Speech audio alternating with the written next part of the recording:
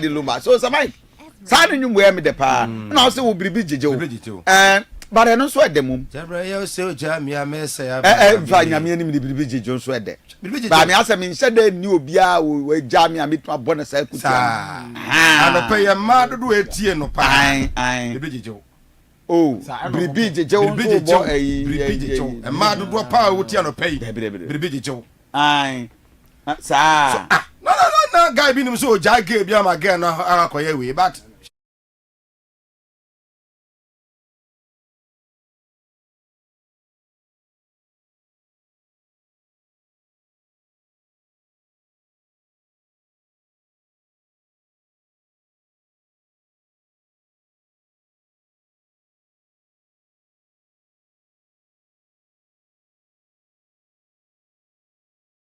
so love daddy Lumba.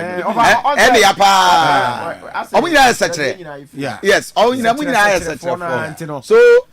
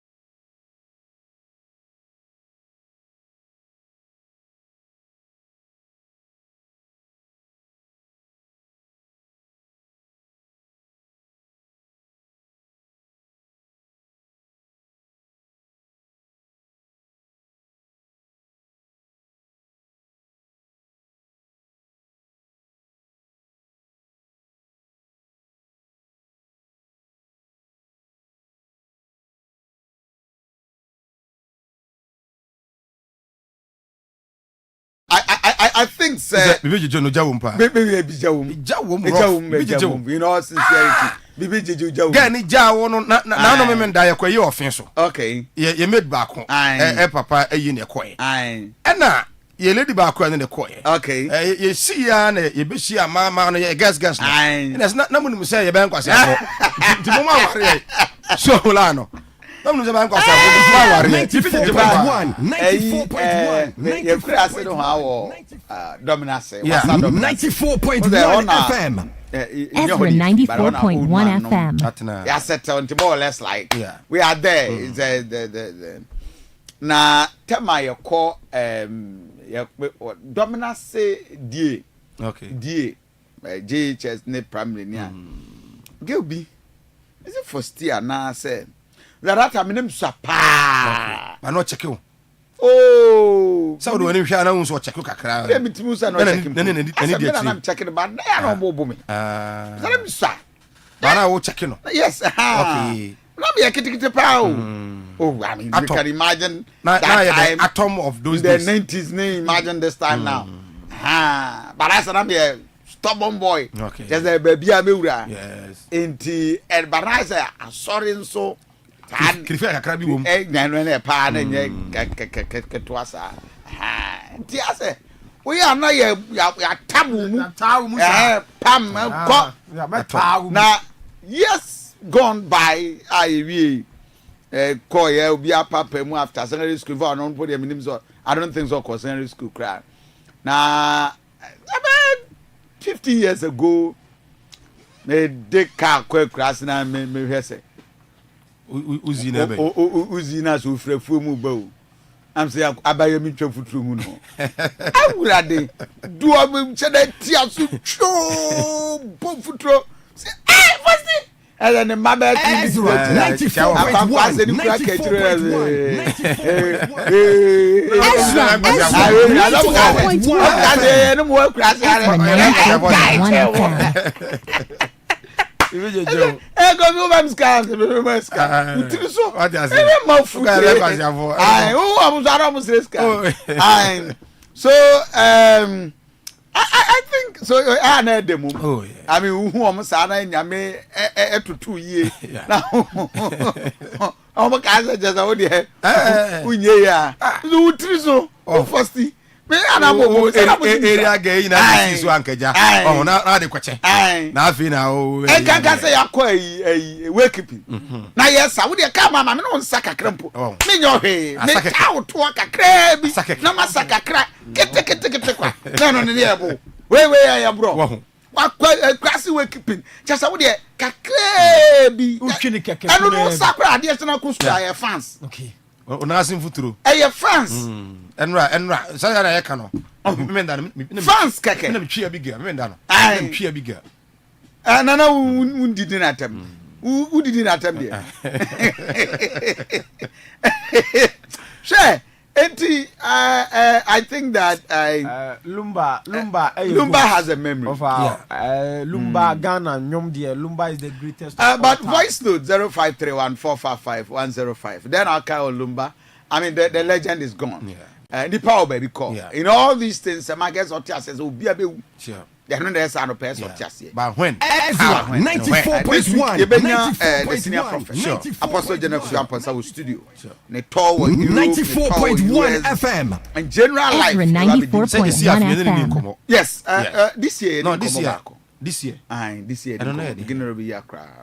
After say a chair before say a mom or dollars. No. Okay. And I need to this year. Before. Studio life. Studio there this year. Didn't come studio. Yeah, didn't come. Did the first appearance of studio. Our morning shows. So I think we just have to be very careful. Sure. I say anywhere there any power because. Nipa me no na wu this year. Omo yanyum to for omo nyum so no. Esepa o. Daddy keke han. Nya dada kidi. Dada kidi. Na Lumba. Some for me no omo nya agro sa onyum to. The musicians are going. But that Lumba, I think at a point in time no be who so yare. Oh yes. At a point in time no be who so yare. And it was so sad. But my for 5 colors. There now kai with that. And you know be cho. And be wini. Okay, so that the Lumba you may out there. I mean, we can play for you. So DJ Tefre, get prepared. DJ Tefre. I'm talking about DJ Tefre or how to.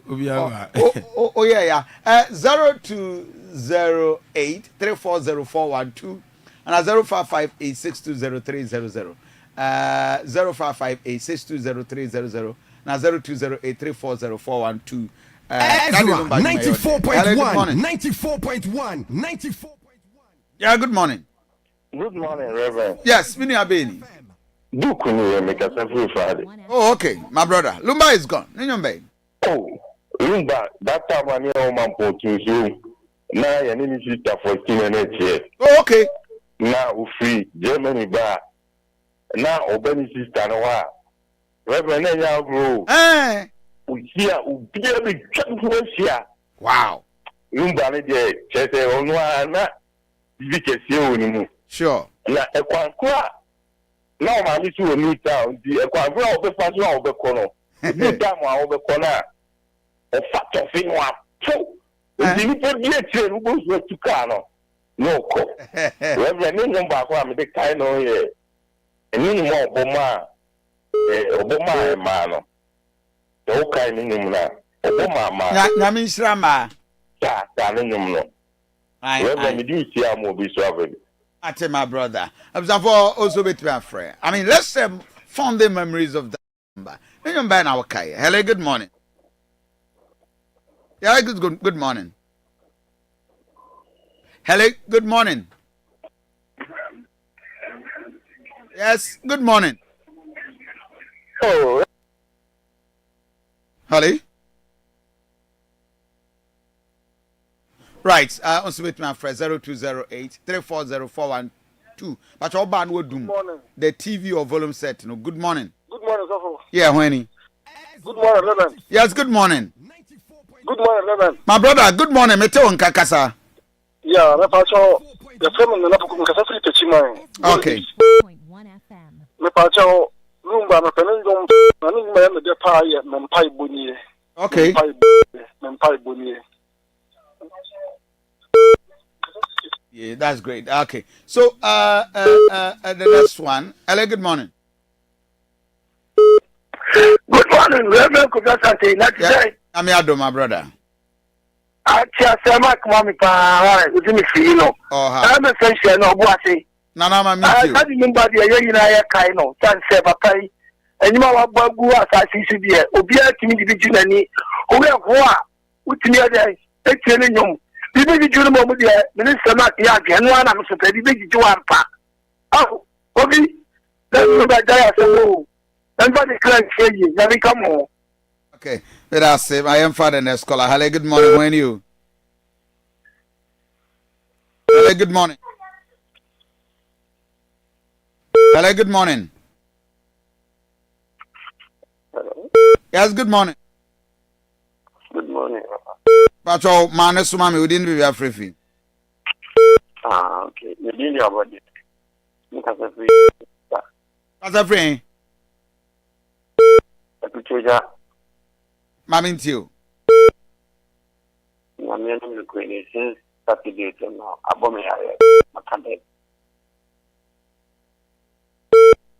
Okay, that's it. I have Bonnie. I need to mean Casa Cafra. Yeah, good morning. When you? Good morning. Okay, yeah, Yano, Mammy, too. That you know I'm telling you, Pepper. Children of the future. Yeah, sure. Children of the future. That's great. Young Father Nescola. Hello, good morning. When you? Yeah, Jamasi for Daddy Lumba. Daddy Lumba, me perhaps into fooling in a me perhaps papa. Then you have the 2 years. I'm past the boom. But we really, the men are coming through one, came a new bush of one grown. You must see and forward though. They don't say what to that could be on a papa, sorry. Then we want to influence the Lumba, the Lumba, the comic clergy, about a moon flat, and pounds of boom. We the whole way to be and Cabet, you come to the occasion as a minimum bush on them. We need you over. Okay, but that's it. Right, young Father Nescola. Hello, good morning. When you? Hello, good morning. The Barry do make us a free amakum. Ba, Mammy, too. Na Saturday no. Na ya te asempa se obi a obonum se pa na utimi echechi nipa re say every aspect of music be out in say owo hono bi na ye bon pa se Nyankopon fa ne kra ensi na enye access bia so ma omo mo pese mo ye music ka wo industry no abra papa wo be boy no obia hwe no fa ntu no off now obia so be the nishra. Okay, but that's the next caller. Well, last two callers will wrap up. Good morning. Yeah, good morning.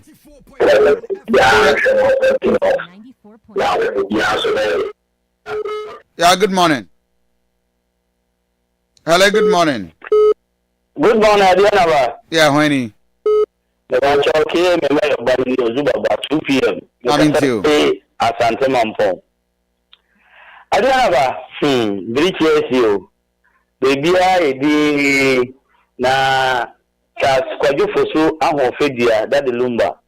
Then you might have there or there are you bad man. Chasalanji ma Ghana Video City. Oh, Daniel. I. Ama Video City. Na ama phone mo ama Video City. I was Santa Mampo. Ebe G. Papa na ko be betre. Lumba ye ya. Ye nko park bi so. Until 2 p.m. esre. Obia nya ne dia won park so. Na se mu no Mampo phone ye bi sia. Because you got a bayan you know Mampuana Fita, Nipan Kwaha, you got the party be a band will be on the area piano. You be a deal, may you see Mono Mampo, I think I go with this guy. Just have a band who Kumasi Sports Stadium. Yeah, good morning. Hello, good morning. Yeah, good morning. About power name last caller, honey. Samana boy. I'm one of my boys to meet Tiamo, Obama Coma 3,000, no 2,000 on.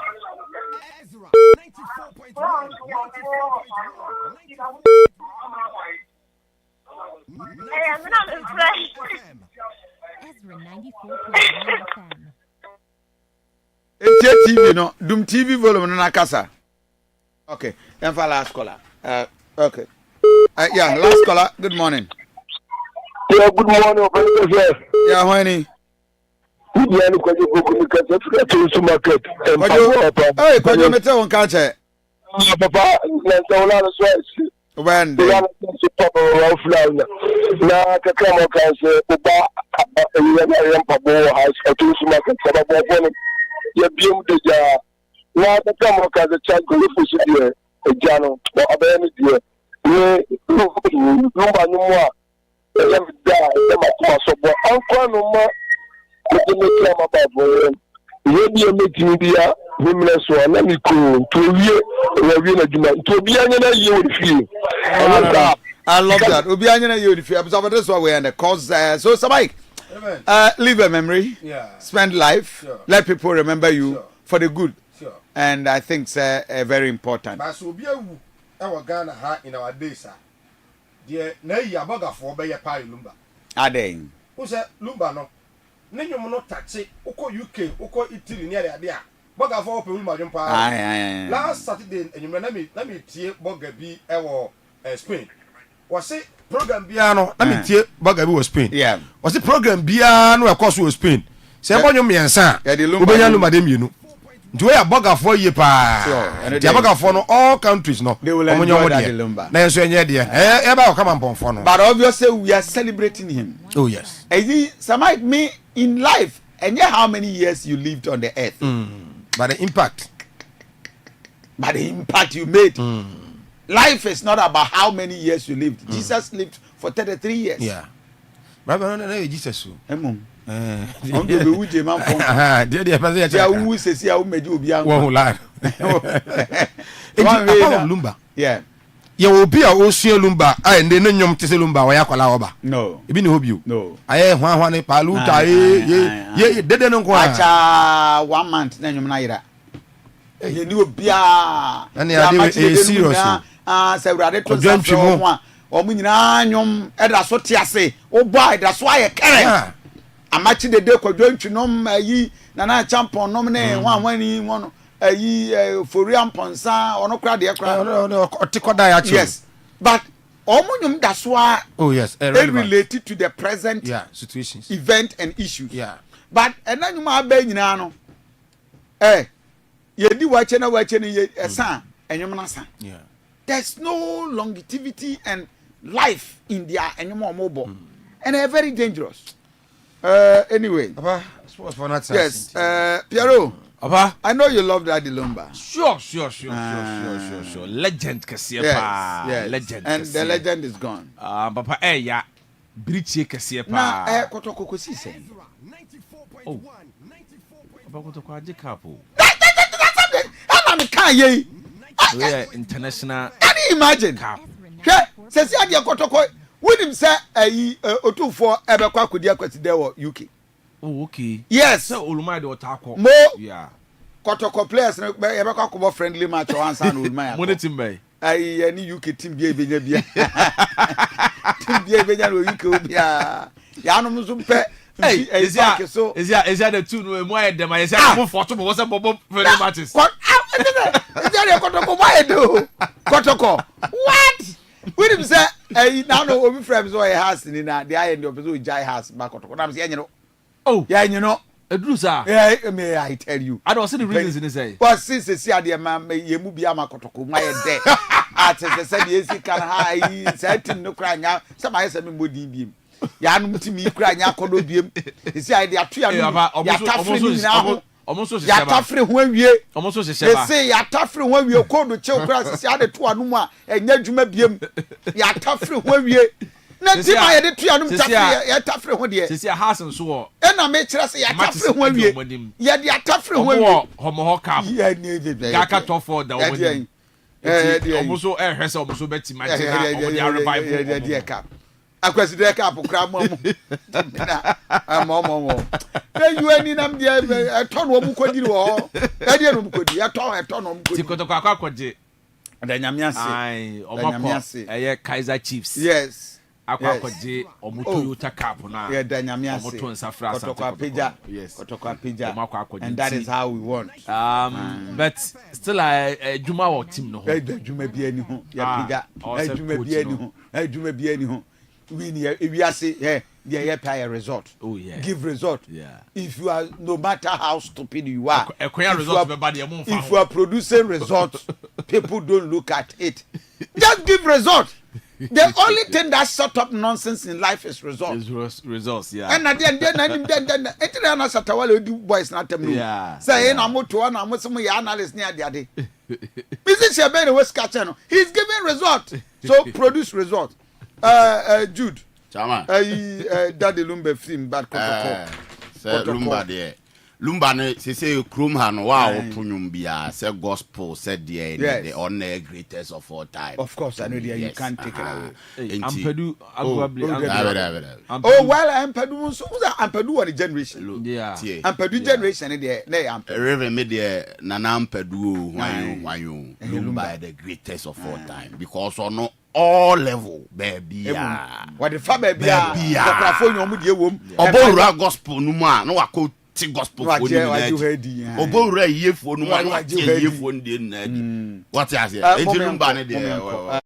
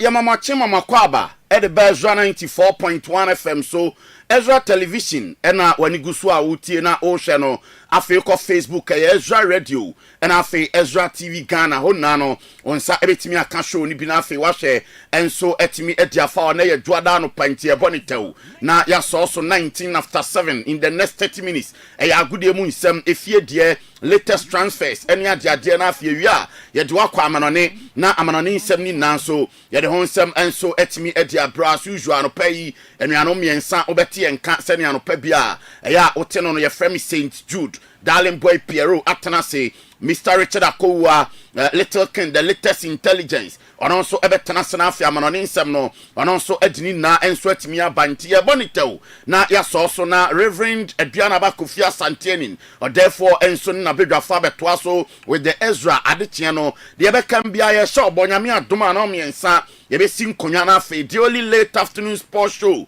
eno ye Ezra sports drive no na ye dia bro 3 to 6 entiana wase no so sa enso etimi diama me no pay odro blinks and afio poku can promise no enso bo adwuma ewo adese MC ho a anya asem keto penya tabwadi na e produce e na no pay enso ewo studio santi yenya ntentem na yenhye adwuma na se enso ewo the Ghana Football Association unim se omo edebetu dwa se omo beye free license D coaching course edi ama coast club coaches no na omo hyase omo no region by region me ne o kasai Eastern region for omo hwie omo de no 1 week na obia enso edi ne de na me patcho we the second edition about 30 coaches na Eastern region for no omo nso ekoye no Koforidua Sports Stadium ho na Eastern region omo ekoye free coaching license course no enso edema coast club coaches no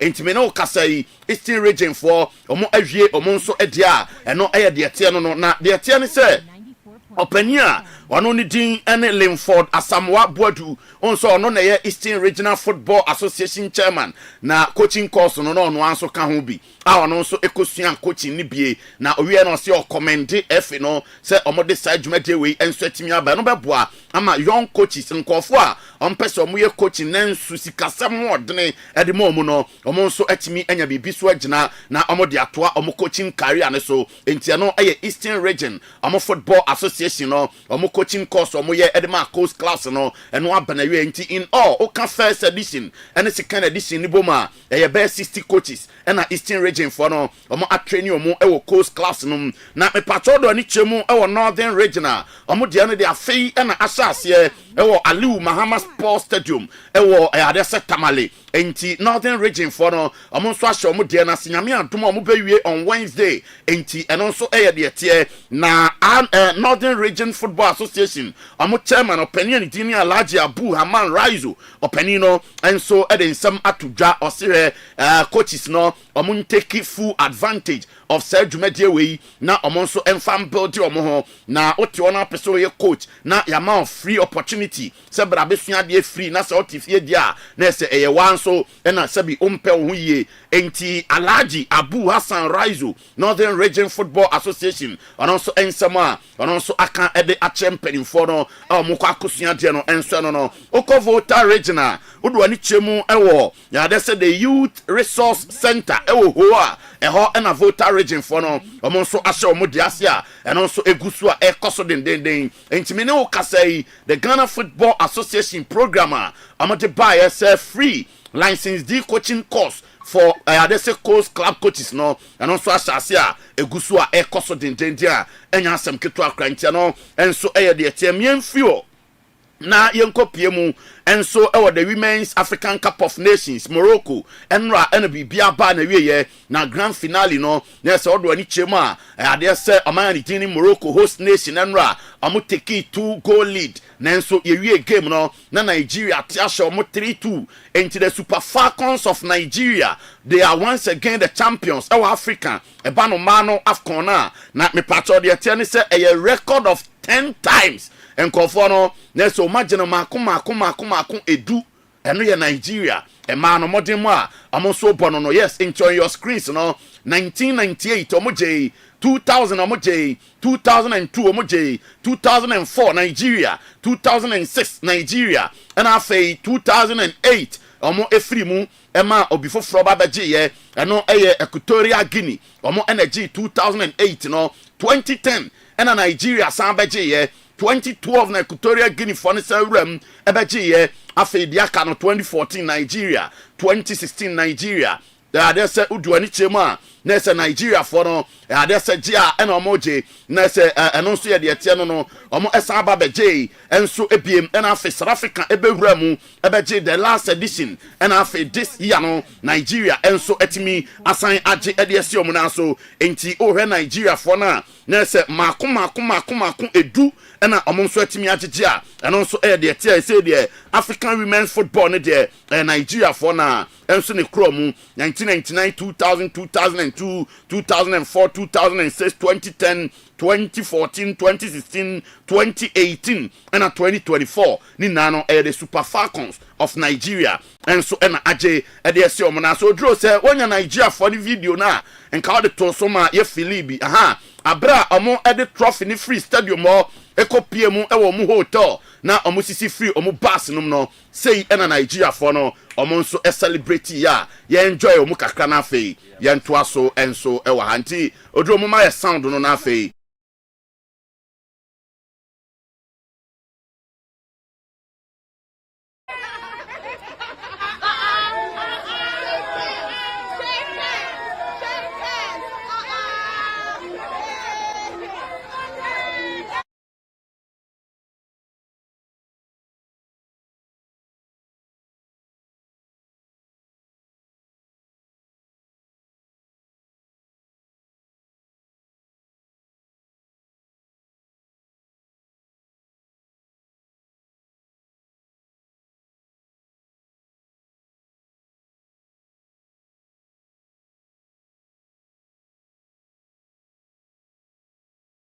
Enti Nigeria for no enso no na say omo enso celebrate omo 10th title e Women's African Cup of Nations no na third place no and also a baso on Saturday Friday no na Friday no third place a baso no me pacha Ghana Black Queens and so any South African boy a goalless and afei ye 1-1 sorry Ghana share Bawku e ma South Africa take no penalties and a Ghana share 4 e ma South Africa for no a team miensa 4-3 on penalties and a Ghana and so the team kunim tianra amo afro podium no and so ekokoje omo bronze medal no ntiano and so na wo share e was screens no so no enti Black Queens and omo medals no bronze medal no and so go mu kom and so na me no kase now matching 5:30 ana amobe PM e wo kotoka we mu senjina bia enti Black Queens me no kase yi o ma touch it down with their bronze medal na empanimfo ewura mu kosia Black Queens no na se na ano honorable sports minister honorable Kofi Adams na oho Ketie Sokrako GFA president on any vice Marcado and afe ESCO members no na empanimfo no dodo na oho Greater Accra Regional Football Association chairman Katanom na omu na ohobi na Ketokraku na wedding komo upon the arrival of the Black Queens no care to say ono de nani aso de Queens ne kwa do na nke kope cap na enso no bronze ye be fa ne saa na GFA no be bo mo moden aye de ombetimi bia se de be ya e ma football no e be koso apeja e wo Ghana Dedikai the Ghana Ponya supporters leadership in parliament first minister Omanpenyi obibia wa support football the ultimate ultimate no Kenya bronze and we still appreciate this victory because it confirms the enormous hours. I think since I launched the women football strategy, we've been very, very pragmatic in the way up to the top. And when you follow it clearly, you could see that there has always been a clear and systematic pathway from the foundation of the sport. From the time developed the DNA, FIFA in the talent identification program, the investment in the Women's Premier League, visibility, TV, AMA football, etc. But at the end of the day, bronze. 94.1. Enti Ketokraku content with the bronze medal Ghana Black Queens and so etimi enya no na me patra openia ni din ane tanko bagbara wano ene kasa edema the sports ministry na ono nso ewo airport na Black Queens na arrive you know wano nso ekasa from the ministry point of view ono nso ejidi se ma no omaya ade ye pa na ministry no enso be kosoa a support women football. If I given the time I'm arriving on now, I expect it. Ghana watch Omodo and my Black Queens. Energy because on one Casano watching the match from the stadium, man, they get all their best. You guys are sometimes lack my fire time. I mean, if any years at least get the medal about Ghana. Yeah, I think the actions of the minister and the ministry are very, very clear and evident. From day one, ministers in male football now was developing it to the level of male football. Into all seriousness and attention is being given to this women team, not just the Black Queens, but all national women team. Within these powers and authority. Okay, enti kasama for edema the sports ministry. Bagdara Tanko Ninsama, and also Editu Jano Doris Boadua. A striker at the mother Black Queens of Ghana. Omo arrive you know Doris so at the Kakratu giant striker.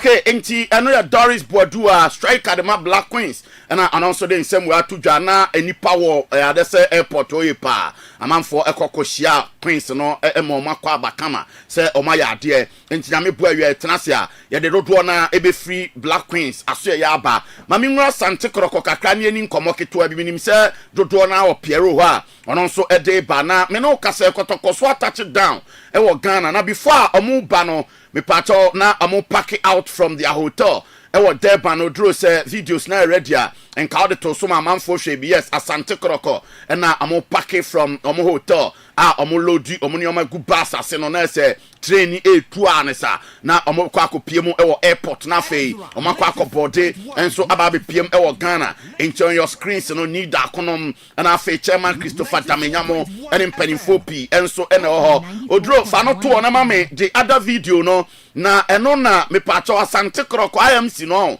omu mpanimfo ho any Kaizer Chiefs mpanimfo ba no na akotokofo nse we the Kings Club against Chiefs enti ahemfo no ebi di da bi achi ye Kings na mo ye Chiefs ene ade na pinkra kan che Kaizer Chiefs for ne say asante kroko be invite omu amomu so abagana na omni kotoko abesia kan vise sene nkofo na si agi omu feso South Africa no e wo se kotoko so reciprocate sa ade no e de ma Kaizer Chiefs intodro mo ma me sound no na afei ye ntie sa nkomo na pinkra ene Kaizer Chiefs for no enso edi ene kakra debi ejumo ava to us You're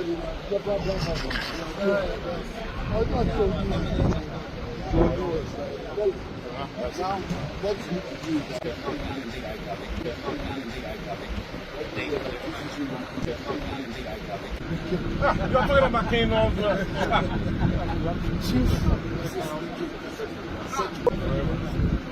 This is a return for the Vodacom Cup. No, we need to say yes. We beat Vodacom Cup. So now we need the final decider. So now there should be a it's 1-1. We won Vodacom, you won Toyota. We need so one you more. come to Ghana. Yes. Let's arrange. Then we'll see. No, thank you. Thanks so much. Okay, enti nana pinkra se omu be arrange na omo de Kaizer Chiefs so abagana na probably in Kumasi Babara Sports Stadium no omo eni omo enso etimi abo no enso e de etia no na kotoko arrival no odro ma me video ni kakra bi na afa nya ne mfa nso na de aka enso nto aso asante kroko ade Kotoka International Airport ene anase nra anwumre no eno nso na etwagu a o hwe nti wo join ne e wo Ezra Radio Ezra TV Ghana on Facebook na afa television ne so a obo se kotoko arrive nti me no kase kotoko e wo Ghana a mo de trophy no nso abepiem a yenim se nche ebe wura mu Kumasi na afa akopiem anhia na de oho bia no omo nso etimi e de ato aso na kotoko fans no ɔmo nso ekohyia asante ɛwɔ kotoka na fans ni bi di nsɛm tudwa odrom yɛntie ketwa bi na afa yɛmfa fie nsɛm ni nsi na Piero ɛmfa exclusive ne mra na chairman agye adwa no na ɔmfa amana ne nsɛm ne mra yɛntie kotoko fans no kakra bi a ɔmo de tu wewe ni pia yetim Bawku a ye support yetim a ye di akire etu kan ko South Africa ene Kaizer Chiefs na Bawku nyame aye adon ya Bawku ji Toyota car ko ne de ba I think say players no so e so mu se omo ko ne eta ho machi entu omo ba nso aye be ka ho machi ni awe ka mu omo fefefe miti ni aba well omo winning a trophy as a Bawku fan na feeling at the same feeling it there. Okay. Enti eno enso de etiaro no kotoko fans no dodo na kasa nyame adoma ewie tenase aye de beba na hom World Cup ne beba so nyame adoma on the 17th of August House of Folk Cat of Lions na me part organizers no same ani mado ene na pamfo omo de trophy na wuram ewo voter region no nim se ho ena pando out of Lions wo na omo de ko ekokosra voter fo no ena omo de wuram ekochia voter regional minister Honorable James Gunu enso ekofre no invite no officially say nyame adoma game no e wo so bass ye na ono so de nanim nyam eba betoa eba beta chire enti opani no so agepene ene ade mu nkomo no awia ye ba ye de ho nsem beba yenko wie e wo Dreams FC un say after the exit of coach ye fence Karim Zito no na Dreams any substantive head coach me no ka say Papa fence Wilfred Dormon the Dreams FC for confirming no as their head coach one also and they say oh baba ye adwuma no and so e wo Dreams inti and on na screens so no Wilfred Dormon one and I say the head coach Edema Dreams FC and afio makofa openia ni din Said Adnan Said one and a be assist Wilfred Dormon and Theodoro say Adnan Said picture no so yes na odi atoso nti Dreams FC omo new assistant coach no and so na edaso no nti no and so Dreams dia no nti on this note ma me fan sem ni nsia na Piero and first exclusives kakramra I say transfers no say na echo na feel we are little king the latest intelligence opani and farmer on insem ni na and so emra chairman Jude Youngway. You Mati, me dasi, Obadjuma.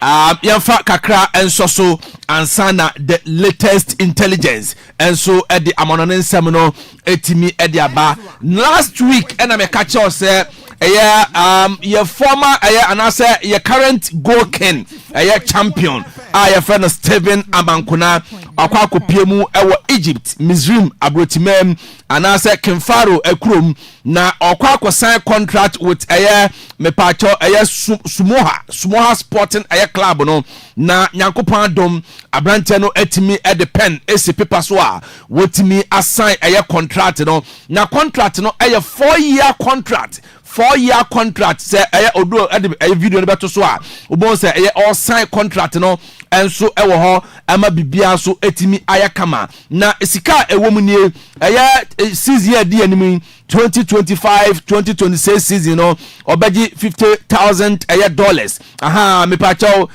nation video na wo ye no say wo wi abetim di atoso e di amaye abra na Steven Amankuna sign contract no and na second season no 2026-2027 no obeji $60,000 edi egunu bottom 2027-2028 no obeji $70,000 2028-2029 obeji $80,000 enu ni sikabotna ombo 4 years ni wie no na wotimi agiska we mu nyina no egu ni bottom mabibia so etimi ayakama na club to club no me pacho Brekum Chelsea ebenya $100,000 $100,000 and a Brekum Chelsea ebetimi enya ediegu ni botom na bibia so etimi ayakama panti video no and a daho edema Steven Amankunana yes aha obajiska pa ediegu ni botom na bibia so etimi ayakama pa no so ne nsama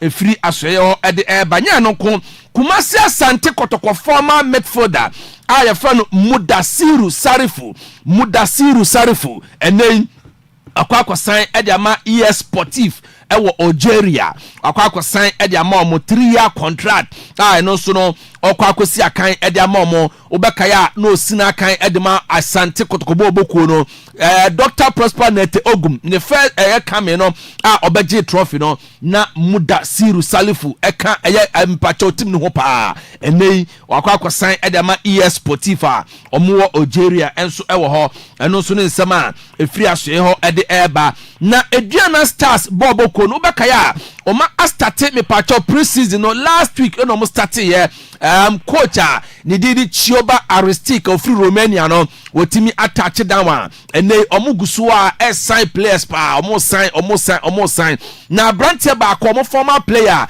ni efe no Bright AJ okosi na kan edema Tanzania omo twa contract nim ekoba se me pacho ogine sika ya mfama no oje ya mfama no ene nyapukon ebue kwan amane sika no nsa aka na ekoba se Gold Stars pa branche amana ba besi akan ene coach Chioba Aristik bae no one Bright AJ akasa ema Bright AJ ti asese ene oba besi akan Ediama Aduana Stars bobokuo no na ono omo edikaso bom eno so ne nsama efiri Bright AJ aso ye enso ede eba na House of Folk me pacha House of Folk ene ombe started training ene awie 3 p.m. na bekaya last week no Saturday justify your inclusion players no any old players no mo ho no registered players no omo bo ayankofa akansie na omo bo wie no na old players no ahye justify your inclusion players no omo hye omo ekamiensa omo antimi ante na me pacho Saturday no na coach Masud Didi Dramani e breaki team no justify your inclusion team no say ene Monday mo report wa 1-2 di anasa wa man frɛ no emma probiman ene 3 p.m. member inti players no omo efrefre omo no omo start here nei omo etike ma omo kwa by 3 p.m. no omo betimi apiemu akwakoye training enso ewo ho eno so ne nsema efiri mepacho House of Folk aso ya eno so ede ba na player bi apiemu pa wia ye tenase a hey aside kwada so mercy no another player APM 3 p.m. ye be kan ho asem enso e de akere House of Folk eye echitafo no mo muso hu se ne nema esi etie Asante Kotoko se ne Jude ekan no omo etache down e wo Kotoka International Airport na omo toa so aba be piemu e wo mepacho Kumasi Krodiem ase by 2 a.m. and a team no ebe piemu sana me no ka say omo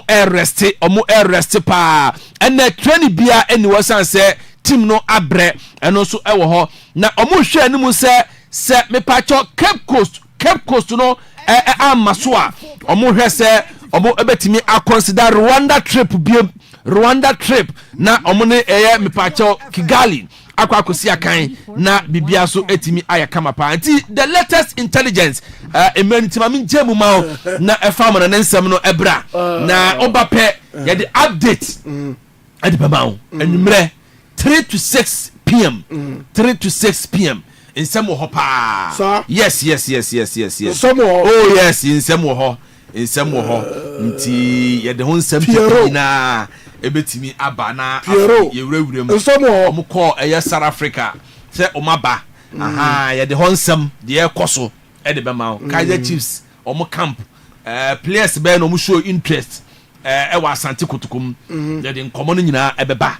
Na House of Folk so Kaizer Chiefs yes board meeting koso last Thursday ye de munsem Kaizer Chiefs for the Kotoko players oh yes last week ye be kan Kaizer Chiefs players no mo Kotoko Kaizer Chiefs players no se Kotoko show interest bia wo mumu se ka Kotoko show interest wo Kaizer Chiefs Kotoko Africa so say yes kan so mbobo o say yes ka o ti ase wonso mo nyini pa ana yenkoche drumra o ti ase okay Piero messa boss so be that say yenkono fei yen family on Instagram live for the Gold Supermercatal 94.1 FM on Total Global Standard Channel Sports Station that keeps you updated on all the latest turn of events.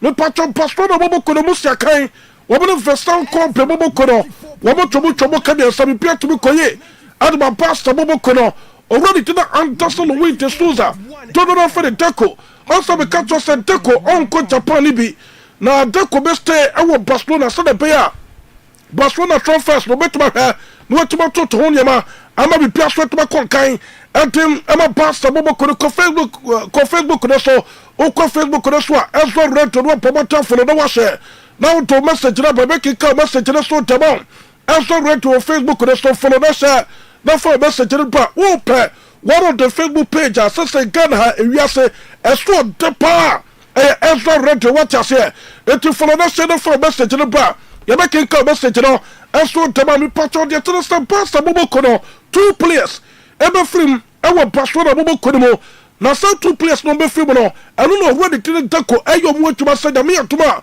won de betuma film pastor bobo ko no o mako ama be pia so to ko etuma pastor bobo ko no me ka to so already tin ba condre ta stake and pastor put for better the kwai ora editing eso ni inaki pina eso bako abronte for oro romeo so bako into already tin tako eyo mu atuma say da bia ani ba betuma ko etuma pastor bobo ko no intade ka krabe patofin pastor bobo ko no maso ya eso de paye wotuma so to bobo safo me korgel ba to bobo ko na so ya me ko etuma ka krabe worgel ba to bobo ko mo Piero abamba betrasi ya according to report with patron no pe say ka patese also riaba to bobo ko be to tasam omo pa bronte di tino rod omo pa bronte for Rodri I was second Man City bobo ko no ana riaba to put from pump on tonight sa subway and then cry and then say ya riaba to bobo ko no ya pa bronte for Rodri me patron no pe me baba trase no na ma wo so riaba to put for to say wo mo ta bronte for the todo kama finger campaign no pinda sami todo for the todo kama finger no more than 40 million euros at the PS1 to Man City.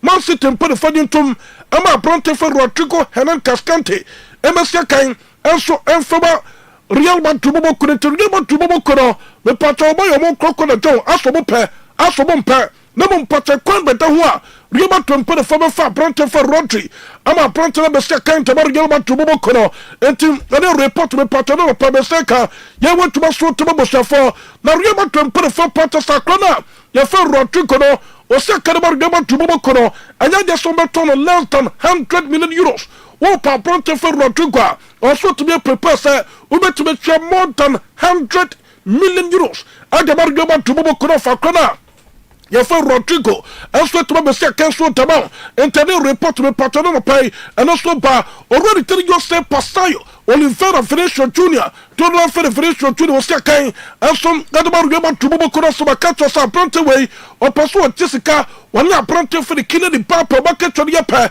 na patron Real Man to put the first gbede and then there's a Sunday about to be entertaining our Real Man to bobo ko no na me and Tom na so Real Man to put the for the apprentice for Vinicius Junior me patron ko trase na the agents still be bucha no more person Real Man to put the for apprentice ka na fei apprentice for the Kĩllĩngs papa what want to padia Real Man to put the for the Sunday apprentice for the Vinicius Junior o mo tell the commander ko tono amana ko Saudi Arabia so the beer sika ebe to ba Real Man to bobo ko no ama bi pia so to question to Real Man to bobo ko no entire report no pano so pa meta so Real Man to bobo ko no apprentice for the William Saliba was second ask the bobo ko no Real Man to put the fire apprentice go to pa anya some ke talk ask the bobo ko no say foul and the Real Man to put the fire anya just so mo to sa apprentice you for the William Saliba wo mo to apprentice so be second and for Real Man to bobo ko no tente Community apprentice the best na for better to extend the contract to so tabano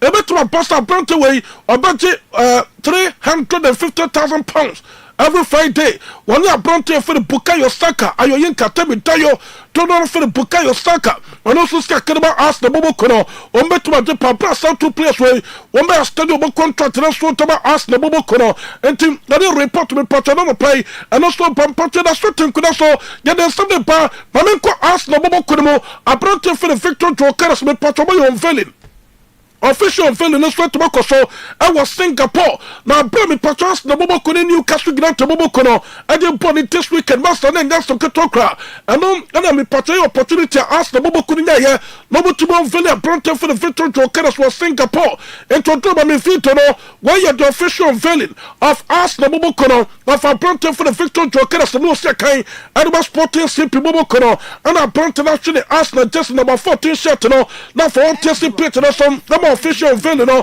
enso to makoso kama ma bibia so to makoye enso to ma as na bobo kunu to ya prontia ya fere ayan Victor Jokere so sia kan ento ma as na bobo kunu se no unveiling no ana mi patro de wonsam enso de to ma mu enso TV mi patro you should decoder and answer the patro you should digital TV wo they just reset and answer reskane wo sabeka enso TV mi play makoye enso to ma onya secretary crown ana ya prontia for the Victor Jokere no wonsam no ana yi want to man no pay enso to ma we to ma tere so kama ama bi pia so to ma konkan me ko Manchester United bobo kuna so ye me ko ko to ma kakram no Manchester United bobo kuna patro to Manchester United bobo kuna so ye mami abronte for Antonio dos Santos enso e play o sekan Eduma Manchester United bobo kono wador man patro report na nimrei anasa no pebe sekam na patro se anasa bobo kono already to the Cristiano Ronaldo dos Santos Aveiro au temporano sa Rapino Bokina El Bito to no for the Cristiano Ronaldo o se kerba anasa bobo kono ne club no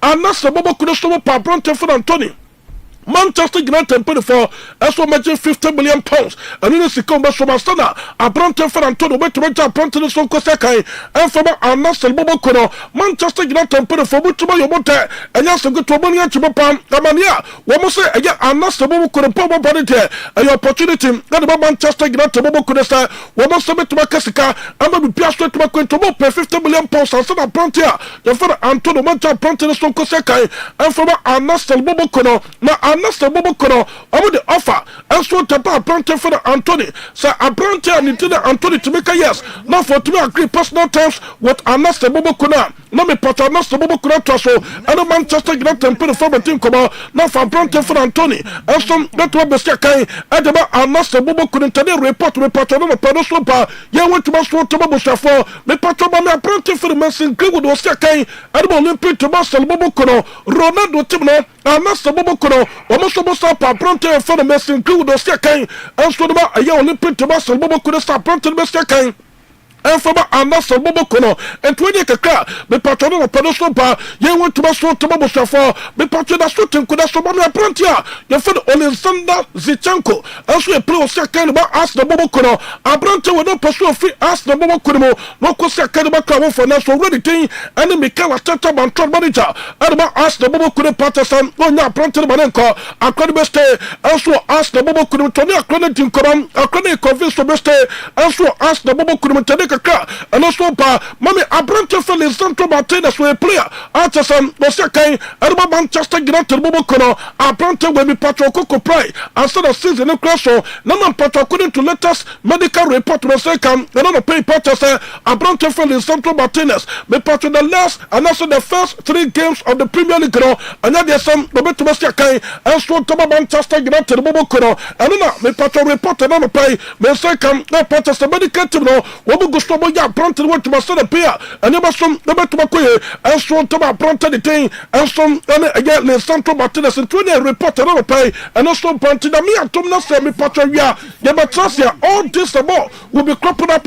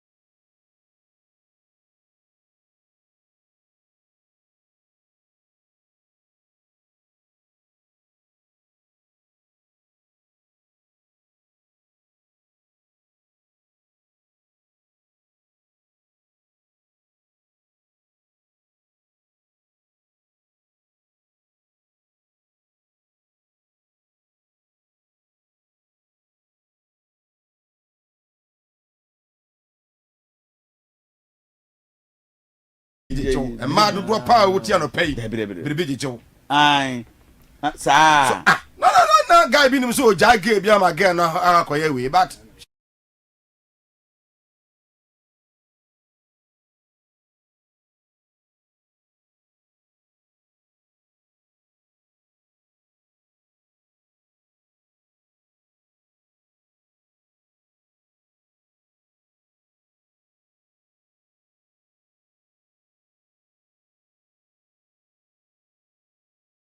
so love Daddy Lumba. Any apa. Omunya secretary. Yes, omunya secretary. So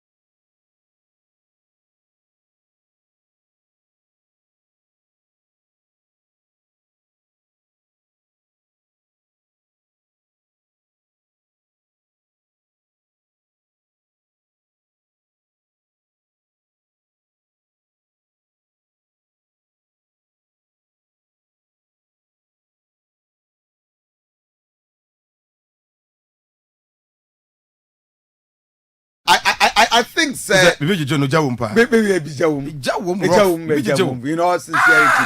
Bibi Jawum. Get ni Jawo no na no me da yakwa ye offense so. Okay. Ye made back on. Papa eyi ne koye. Na ye lady back on ne koye. Okay. Ye see ya na ye be see ama no ye gas. Na mu say ye ben kwase ko. Ti mo ma ware. So la no. I'm not going to 94.1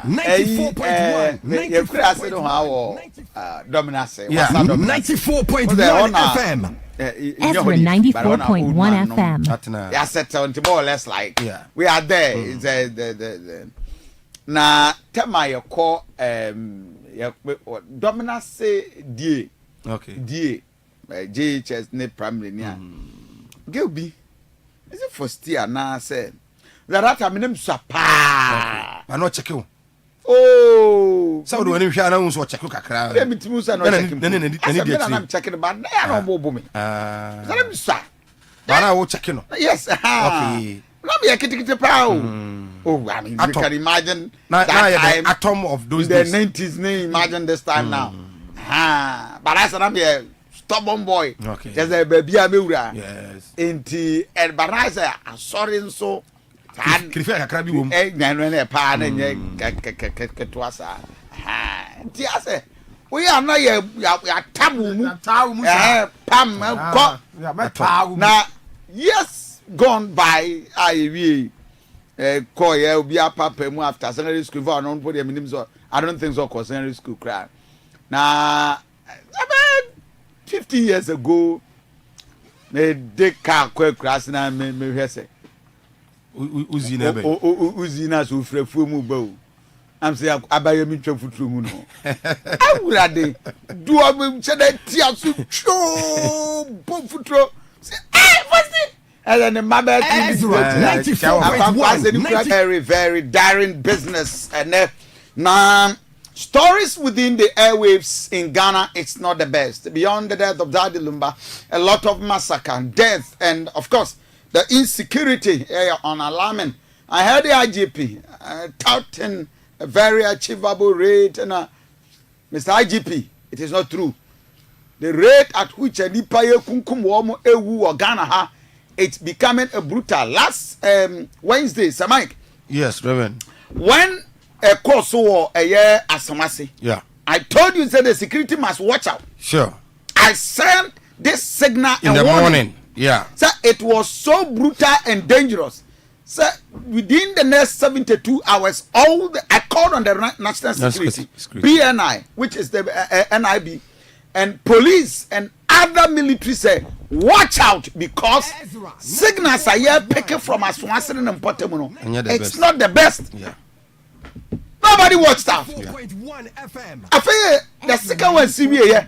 And a the armored vehicle near the other air banning. What kind of behavior is that? There another one question here was Kenya area. Yeah.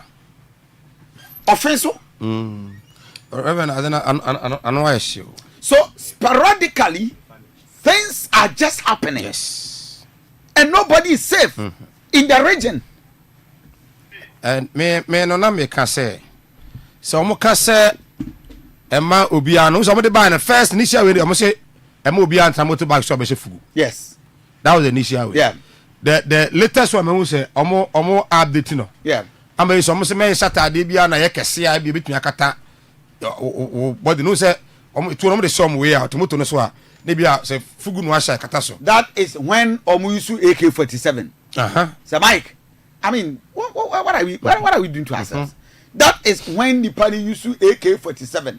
AK-47 going to because the two incidents are across warning and they used AK-47. Yeah. That means a coordinated people be. And I said it. And I said it. Only 2-2. First one only 2. 2. Second one only 2. Yeah. We are just not vigilant. A woman's a crime. I thought that they are ahead of the police and the security. Obvious. And you can say, but we were relaxed. So the latest incident seen the kind of military arrangement, any police security arrangement on we and the first one is here, and I'm paying for by and on we at least we could have had these guys arrested. Yeah. Wait, almost boni 2 years. It's a corner so. Abra wadaho. And the Niama Kobo 3 more. That's the second one. Second one, no. I get you can your body you. After shooting, they walked again when he was lying down and ensured that he is totally dead. Go to Bawku. Narilugu, as we speak, when him say you to be ababonte say Muntaka, Mubarak, any the locus standard to impose curfew until they will defy the curfew. 2 p.m. No. I'm telling you. No, they shouldn't try. A whole student, school more Bawku. Yeah. Then, yetimi school ho. Akobo bitrio. I drive out. Epieko without anybody arresting. So we couldn't pick a signal say sensitive areas to say.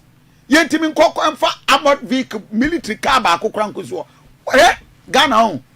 So Mike, in the next 6 months, if you are not careful, the things will escalate and will become so dangerous. Now, when you talk about politics, your politics. politics I dey Dr. Mahmoud Bawumia time man for one na eye and na oma ayade now unim say there was a press conference I mo call on John Mahama say o dey bo share so kusasi for no we've not seen anything yet but the mo ye no Reverend yan kan tell me say so die say Mike ye bo obi tuo na I spread it. I think I'm told say even one security officer back I can the tuo ne kan ma say we wu so ayede you eti the danger na nya say wo ye kusasi ni ana mamprusi ni o but what tenchen ye botu a ebetima kan yanko Simon ho source FM ewo Bawku Ezra TV Ezra Radio. My brother Simon, good morning, and if you can give us update how Bawku is doing.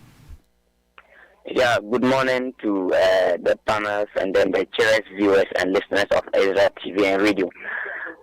Bawku, we just came out, as you know, the curfew was reviewed to 2 p.m. And that of 6 a.m. this morning. Bawku is very volatile. As I speak to you, many of you might not know the current situation or what is really happening. For the past 3 days, I can tell you that we have recorded no less than 20 deaths in Bawku. Hey! My brother, you don't mean it. 20 deaths! I'm telling you the truth, please. This is alarming. Yes. And all as a result of shooting. Yes. Some were gunned down by military and some is Mampusis and Kusasis. That led to the attack of the Bawku Senior High School, killing one, and then Nalergo 2, they went and also killed students that believe that they are also coming from Bawku. So the Bawku situation is very volatile. Military, the Interior Minister keep on sitting in that club, bringing military, and military cannot solve the situation. Come to Bawku, take first-hand information from the two sides, get to know the real problem. Sitting there imposing curfew, bringing military upon military cannot help the problem in Bawku. The only problem in Bawku is that somebody have gone up to Nadirgo to be king to become and rule the people of Bawku when there is already a king, which the then president Nana Addo Akufo-Addo issued a paper that saying that the person is illegal chief and should be arrested, which the current NDC government promised the good people of Bawku that if they come to power, they will arrest that person for peace to come. Only for John Mahama to come to power and they are keeping quiet day in, day out. And now for the most dangerous thing is that they have exported the Bawku conflict outside Bawku to Kumasi, to Fechima, to Accra, to Laku. On Tuesday, that was on 24th, to Laku, 4 people were shot. People ended up dying. In Asawase, we all heard of the story. Ikuzazi was shot. And 4 people died the next day. So Bawku here, we might be safe because we know the territories not to go. But the conflict has been exported. As I talk to you, St. Marcy High School last night, Kusasi students and Mampusi students in a fight ended up injuring 4 students. Which school? The school authority school control them. They have to call police to come. Hold on. Which school that the two rival tribals engaged in fight? Come again. Which school? Yes, Sandema Senior High School. Sandema Senior High School. So apart from the Narirugu, apart from Bawku, Sandema Senior High School students clash. Sandema Senior High School and then Bogatanga Senior High School. And at this one, is the students themselves not engaged fiscal. Those that know that these people are Mampusi, and those that know that these people are Kusasis, they are not attacking each other. And the government keep on bringing soldiers and police to Bawku. When we want the problem to be solved, peace cannot be forced. You cannot force the people to accept the peace. The only thing is to embrace the people, let them know what is the real cause, and solve the real cause once and for all. All of us in Bawku, we want peace. But the problem is that somebody has been chief for over 40 years, and somebody was brought in from Nalergo to come and rule the people of Kusasis. And the people said they don't want the person. Simple. The government should do the needful. The government is dodging the place, massaging the place. Just Saturday night, the majority leader house was started in Bawku here. It was set ablaze, and then thanks be to the fire service that were quick enough to quench it. Yes, Mama Yarga house was set ablaze in Bawku. That was when? That was a Saturday night. Wow. But the fire service people were able to come on time. The people are saying that Mama Yarga to have disappointed them because it's not telling government the truth. So Mama Yarga does it belong to any of the two factions? No, he's a Pussy by tribe. Ayo. And the mother is a Mampusi by tribe. Hey. So, and his house is at the Pussy. So he's a Pussy that went and did that. Because they said that Mama Yarga has betrayed them in the sense that when he was in opposition, he wrote letters saying that MPP could not solve the problem because Bawumia was a Mampusi. And now you, Mama Yarga, is not in power. You are a majority leader. Tell the president the truth so that the president could solve the situation. You are keeping quiet. You are no more longer commenting on the Bawku situation. And your people keep on dying day in, day out. Hassan Ayarga house, they went to break glasses down. When they asked, the people said Hassan Ayarga could lead Ghanaians to go and attack Igbo King. When his own town people are suffering and be killing, he cannot lead people to come and arrest the Ilya chief for them to gain peace.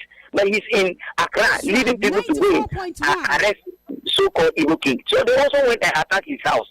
As I talk to you, any leader they see not doing what he's supposed to do, it's under problem. The original NDC chairman house was also tempered. Wow. In the sense that the leaders are saying them. They don't want to say the exact truth so that the people of Bawku will gain their peace. Nobody wants to kill and nobody wants to die. We are well aware Asante began in mediation. Has that not reflected on the ground? The Asante mediation is going on well, but the problem the people are facing is that one, the Court of Appeal have judged the Bawku case, and Supreme Court have judged the Bawku case, and National House of Chiefs have judged the Bawku case, and the Mampusi refused to accept the Supreme Court ruling. So isn't now Asante that will come and judge and they will accept? That is what the people keep on asking themselves.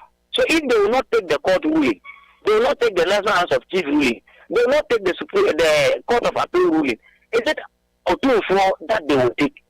So the people are not worried. What difference is Otunfo coming to say that these people will agree and peace will reign in Bawku? So that is why they are saying that Otunfo mediation is just a massage. If Supreme Court have judged that Gamanche is the legitimate chief of the people of Dance, and they have celebrated it, and the Supreme Court in 2012 have judged that John Mama is the president, and they have accepted it. And the Supreme Court have ruled in 2020 that Akufo-Addo is the president, and they have accepted it. The same Supreme Court in 2003 have ruled that Kusas are the legitimate chief of Bawku, and it have not been accepted. The law have not been enforced. Is it a proof for that will now rule and the law will be enforced? The Bawku situation is that the law have not been enforced. It's not that there is a problem in Bawku. So the people are saying that Otunfo will be fast, but peace will not come. So far as the law continue to be sleeping in Bawku, I tell you here, people have been seeing holding weapons and no arrest. Military are even afraid of civilians. Oh, really? They are afraid of civilians. Are you saying the military there are even afraid of the civilians? I'm telling you the fact. Why? Because of what? Are the civilians so powerful with guns than the military? If military can support civilians, and civilians come out to shoot at military, and are dealing two of them, what shows that they are afraid of the military? The military have to take cover and run back. So you can hear that recently there was an allegation that the Ghana Armed Forces ammunition was missing. Majority, I can tell you, majority of it find it with Bawku. There was one particular man that was shot, that was targeted and killed in Kumasi on Thursday night. 2 guns were retrieved, and those guns were belonging to the Ghana Armed Forces. This particular man is a civilian. Where did he get this ammunition? So when it comes to Bawku here, the police or the military, they are even better. For the police self, you cannot tell them to go arrest a civilian and you go. They will not come back alive, I tell you. So government of Ghana is sitting in Accra, taking decisions for the people of Bawku. There is no single law that is working in Bawku here. Whoever want to go and kill, will go and kill. Whoever want to go and commit atrocity, will go and commit atrocity. By the time the military will run and come, the person have already done what he want to do, because if Bawku Senior High School, somebody can enter there, drag a student out, shot at the student, and go back, and the military and the police could not arrest him. So who will they arrest now again? So I can tell you that it's just come up. And the securities in Bawku will do well that what the civilians have is more than what they have. So the case here is total different. The way we sit up there and we talk, oh, if the military go, military come. I think they approached military commander last 2 months and they killed the commander. Immigration man was killed, a policewoman was killed, a policeman was killed. So who did this here? So Simon, if you are listening to us, this is a live report. Bawku Senior High School is 60 years. Hooray! Environment and situation following a closure of the senior high school. A very tense and precarious situation. As a matter of fact, Simon, a local journalist with Source FM and on my update. So, can you tell us the situation with the various government institutions? Okay, so Samai, at the end, you're very critical. I do see. Simon says saying. Other Simon, Komo, and Obisan say, Bawku situation or say any city. And no, actually, the entire, yeah, they curfew, no, what about they say, or must say, now, dear, Harpaniachim, Roger say, Oko, I have Bawku Senior High School, Sukunia, or 1/3 year, it was school, and I'm Ranti Bigurawa. The PA and the BC see the same situation in BC our senior high school. I want some and watch us and now go Bogatanga Senior High School. So no, I want so yeah, Simon, can you give us the up to speed on the various institutions? Let's say the banks, the schools, the government workers. How is it? Hello. Yeah, Harry. Yes. Yeah, Simon. I wonder how are the government institutions doing there? Come again. The government institutions, the banks, the various MMDs, are they operational or nothing is working there? Oh, the government institution, the only thing that is operational maybe is just Ghana Education Service and Ghana Health Service that are just still operating, because Commercial Bank left Bawku since 2022, and then ADB Bank left Bawku 2023, State left Bawku 2022, and then the Presbyterian Hospital was also closed down. So almost all government institutions except Ghana Educational Service and then Ghana Health Service and then Audit Service. There's no government institution that is working in Bawku here. Wow. So the nurses, many of them have left the area, right? Yes. How it is, if you care to know much about Bawku, the Mampuses are in the center of the town, surrounded by the Kusasis. So the Mampuses are not farmers because they don't have farm. They depend on the market food for survival. It is only when the locals bring food to the town that is where they can now buy and feed themselves, because they are businessmen. So because of the conflict, the Kusasis have also said that we are feeding you and you can fight with us. So they have created their own satellite market, refusing that nobody should go into the Mampusi place. So it is a self-curfew they have posed on anybody. So anybody going to the Mampusi place will be dealt with. So how it is, if you are living within the Mampusi place, it is very difficult to access food unless the military will escort you to go and buy the food. And that is the case that if military escort them to go and buy food, they have been targeted and stopped. So the Kusasis are now fighting the Mampuses like an economic war. Even food becomes very difficult for the Mampuses to get, because the Kusasis outweigh the Mampusi in the sense that they occupy the Zebila, they occupy Garu, Timpani, Binduri, Pusiga, and almost all the Kusak area. So the Mampusi are in the center of the town, and most of the government institutions were also in the center of the town. So if you are living in the Kusak area and you want to go in there, if you go in there and you are coming, they might mistake that it's a Mampusi that is coming to attack them. So they also attack you. If you also go inside, the Mampusi might mistake that it's a Kusasi man that is coming to attack them. They also attack you.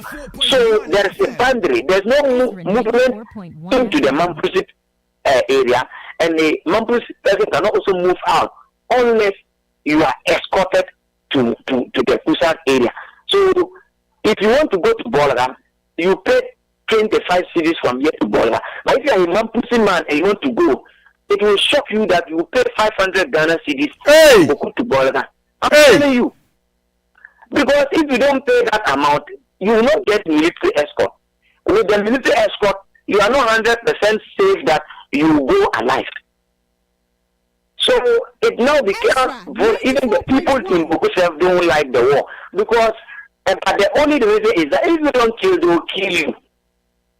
Day in, day out, we have been seeing people with weapons. So I think the only thing for the government to do is that when John Dramani Mama resumed office, 1 week he came to Bawku and promised the good people of Bawku that he will arrest the one he's supposed to arrest for peace to return. So, and after that, they ran back to Otunfo. They only talk about Otunfo mediation when there is chaos in Bawku. Immediately, Bawku is at rest for only 2 weeks. You don't hear about Otunfo mediation again. But if the people have now become fed up and there are shootings and people begin to die, they run back and say Otunfo is mediation. The good people of Bawku are now fed up with government and the mediation of Otunfo. Because we don't know what is coming out there. Day in, day out, they will keep quiet until people lose their lives. I just told you that this has the call ended.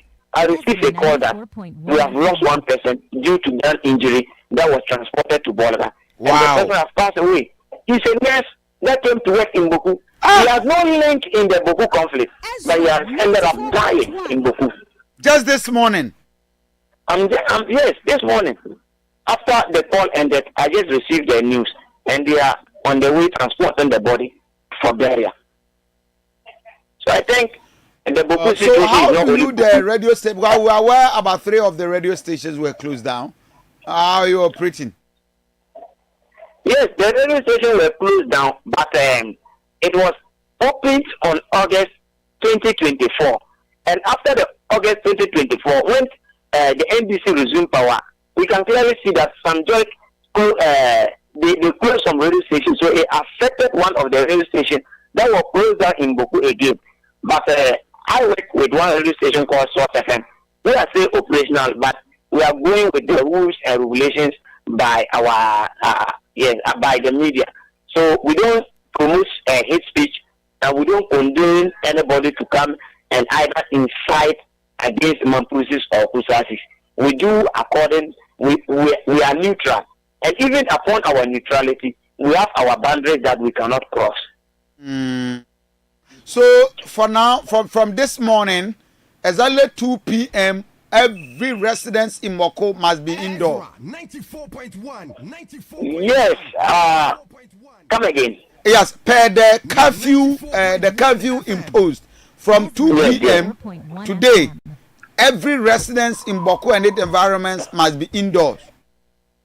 Yeah, the problem is that the people of Bawku are saying that today they are ready to face any security man that will tell them to go inside at 2 p.m. Oh, so they are defying the curfew. The reason being that yesterday the curfew was imposed both Bawku and Nalerugu, and we can clearly see that Nalerugu defied the odds and said they will not enter, and the securities could not do them anything. So if the securities are not afraid of Nalerugu people, and they could not force them to enter, then Bawku people are saying that they are ready to face any military or any policeman that will come and tell them that they should enter 2 o'clock today. And they are not joking. It's not only Bawku. It's not only Bawku. The route in Fani, Puska, all they are ready. And I'm telling you that if the little people did not enter, then funny things will happen in Bawku this afternoon. Wow.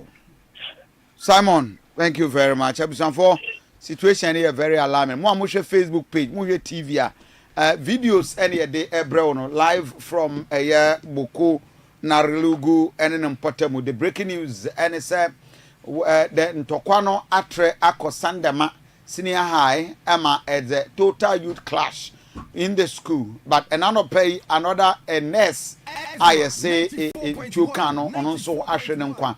As we speak, a very high tension and a rising but the sad news for you another pay and it said the residents of Bawku said they are defying the curfew. They will not adhere to any curfew, calling the bluff of the interior ministry curfew, say 2 o'clock. While we are Beman be Pamu Muko them, they will walk freely Bawku and nobody would dare whether military or police, and that is a very, very dangerous issue. So Mike, baby, I do know a very big lesson to all our political leaders. Yeah, yeah, do my gonna be your politics. And politics in tea and a Santo Cointi. Because people are not just sincere. Exactly. Who can't know they are quite exactly. With the 2 minutes we are not working on what to. That is what the NDC and PP are doing. They are milking the situation to the point is about me zero. Our 19 polling stations. Zero. And they all voted for John Mahama. Almost somebody say you came there, you went there to tell them, say, Oba, anybody you need to arrest, you arrest. Now we are in a church room. And the other day, see, I escalated to other regions. But to the extent they say, police and military or any baby, no, a tuna come. Offense, what? Asawase the petu, and it's not over. Kumasi, the Asante regional minister, and the police should not think, say, this thing I question is over. Now, because they are well calculated. The serious when they say, we don't hear Asawase no. There are other kusasi for any man pussy for Answa. But people to tafo, obiti, the religious activities and the aspect of Bawku. My own brother, I Ezra TV, Ezra Radio. My own brother, a minister of the Methodist Church, or pastor a local church, Benjamin Aruk. My brother, the world. And how is Bawku now? Bawku is good. I see. We told the situation is getting tense and very tense. Give us the picture. How is the church? Come again. How is the church? Because we pick a report that the situation is getting volatile and very tense. So how is the church? Yesterday was Sunday. What happened? Yes. The church actually has not ceased to meet since the inception of this since 4 years in counting. Only that when it becomes extra volatile, we don't go. And the next Sunday, if things are calm, we meet to fellowship. So we have the second head, which is in the Bawku Township, which experiences this. But the other 9 societies that are scattered all over, they have never ceased to meet. Wow. Other societies have ceased to meet. I mean, for the second head, there are sometimes that the way it is, the tutor is too much said that you can't even move out, let alone to go to I guess nearby place. So those areas, if it happens to be on a Sunday, then we are unable to meet to fellowship. But Sundays that something of that sort is not in existence, we meet to fellowship. And in the church, we have the Mampusis and the Kosasis and other tribes that fellowship. Do they also fight when they are in the church? How do they mingle? So, to the best of my knowledge, that mixture is not there. It's not there like that because it happens like one faction is predominantly Muslims, like say 99 or even 100% are Muslims, and on the other side, it's a mixture of Islam and Christianity and also paganism. Mm. So let's look beyond the Methodist Church. Do the Pentecost, the Anglican, the Roman Catholic, and others, and even the Muslims, how do they also worship? Yes, they also worship, the central mosque, which is in the core of the town, where everybody could walk where it is time to pray. This time it's no longer like that. Everybody has to pray where he felt is for him.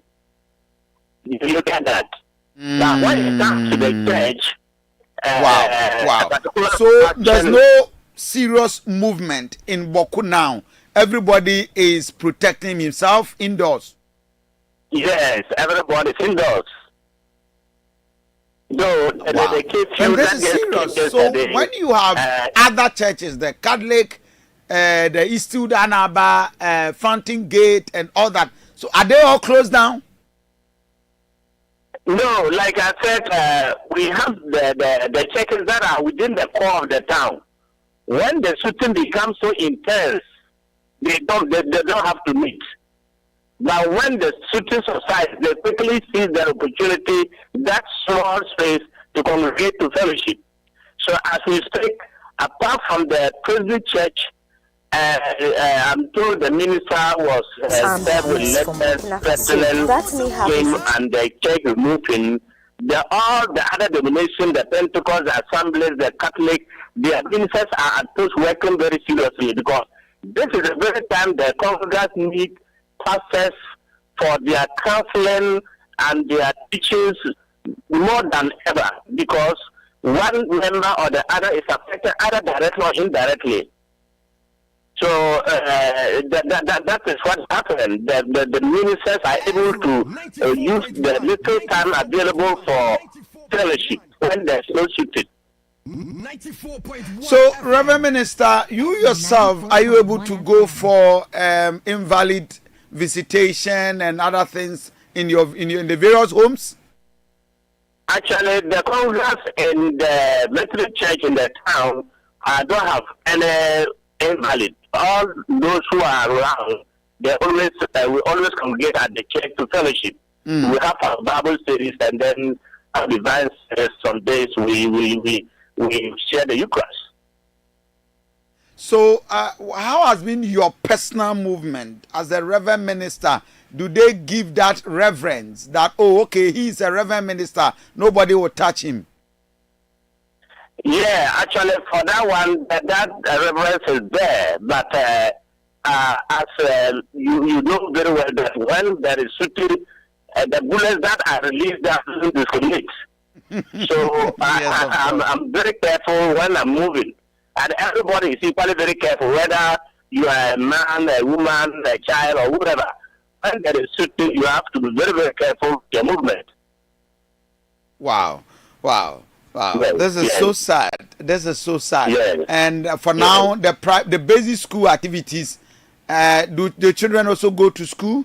We are aware of Bawku Secondary School closed down yesterday, but the primary school, JHS, do they go to school? For yesterday, no. Yesterday was Sunday, but this is like say, if we were not, schools are on vacation.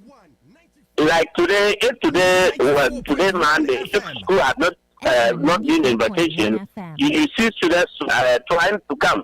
In fact, the students and the teachers, in fact, God has blessed them to continue to do whatever is expected of them in both factions. You see the students going for lectures or whatever you call it. The teachers are also around. When it happens, they study the terrain, and then if it is that they should just be with them until closing, they'll be with them. They continue to teach them until closing. if it is that it be too intense, the children themselves know how to move. So they'll ask them that move as you used to move, so that they will get to their residence, or they will get to their families. So even in the midst of these things, schools are operational, and the check-ins are also operational. Only on few instances that the schools cannot do in session. 94.1. Reverend, we are more than grateful, but I'm only praying that the Lord will continue to guide you. Our hearts are with you, and may the Lord be with you. Amen. Reverend Benjamin Aruk is the minister of the Methodist Church Ghana, or a Methodist software or Osroho. Samaik Edusabria, your faith is more important. And said no akayeno itu abube enim sofo itu abube enim sofo ba nyam betumi ansenkyere ne oh awurade boy ho ban yes eduru so awurade boy ho ban and the okaya ya me den so sabre na nsor ma ne hia asofo no more because the trauma, the tension and all that are very serious. I am mate at the seminary. Oh, okay. Yes, I was at the seminary with him for the last 3 years. So one no free honor by. And was we any didn't go to her. But there were other ministers at the south I do almost. Yes. Omodena ebe ya no. So when they on the one free. Yes. But the ono no bia free south na obi Asante region. Bono ne na koto ho. Now how be come say no. Yes, I know the ebe ya pa. Oh yeah. But Reverend, you were National House of Chiefs. Yeah. Your Peace Council. Your Christian Council. We are not seeing much from them. Omagi o say beto banko a. And we hear some do Ghana hand. Some groups when you know, you're not too bad there. Almost every time they want to engage politicians, they want to engage Ghanaians. But at this point in time, people are dying. You're talking about Ghana, how many per 20 MW within a month or two that. I would tell you, okay, more than 20. And run the SC and then the SAC. So I think, sir, the Peace Council, the Christian Council, the government, the National House of Chiefs, and all these civil society organizations must come together. You find a lasting solution to it. If we have to tell the president something, I can't company. And Brandon Juma, sir, I'm penny that chrono. Or you say, be say, or here basis no any a legitimate chief. And my court to that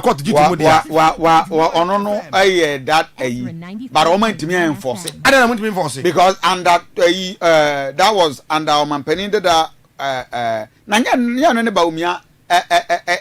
A downfall. It was there. Emma womu declare and say or illegal chief. Anna now I'm expect to say Nanadu Dankwakufuado will ensure say the man is removed. Yeah. And a man for say because of Dr. Mahmoud Baumi or Yaman Prusini Intino. Omanye.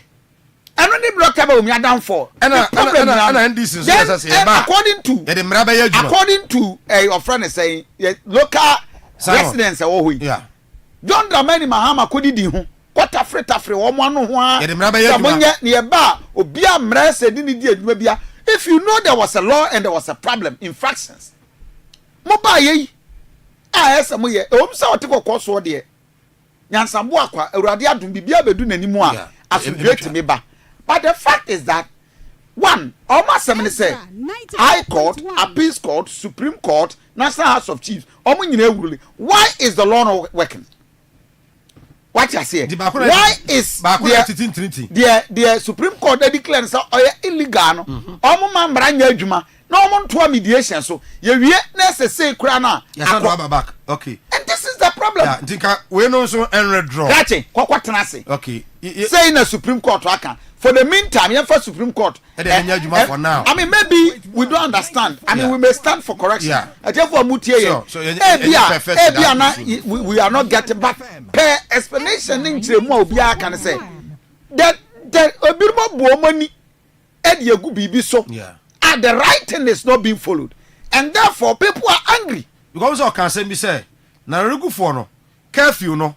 Omo so enti say what the curfew no bato boko for so.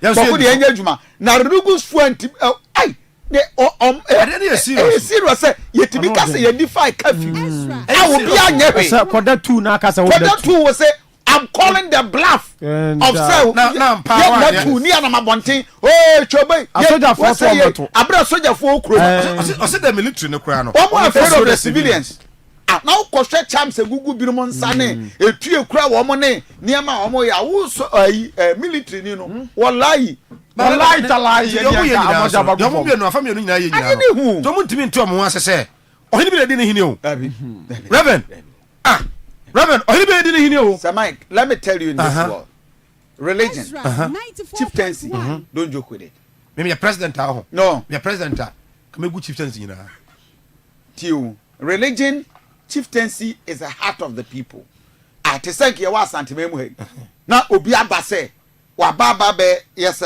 te say igbo ni akoya me na maba be me kingdom e wo kuremu enti me yo hene who born dog na no ujiri se be trance amanyo semu do say newu Reverend me ba ujiri se be trance me no ya ba amanyo semu no do say newu say na me ka no enti chieftaincy no ena da bia ye ku obu ha ye tutu obu ha ye twem sekai ye obi sei so chieftaincy religion is the most dangerous thing in every ya hwe ni ye ade we ye koso no Boko Haram sa ne mane say ya start Boko Haram no start say ya na Biafra na say kakra na criminal Boko ne ayi Togo ne Cote d'Ivoire no nya hwa na ben na criminals ni infiltrate na ye die and ade ya ne say ade we omo ko osoro wa na epemu a na omo wura Saudi e bi de esi waso ase and these people are everywhere ya no omo na tifie bebre ye nuanom hwesofo bebre ya ware binom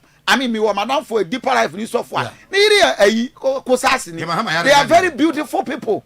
We love them. They are our own brothers. You know me na the tifie I mean madam for kusasi ni I mean you aba talata and very beautiful. Well me they are our everything.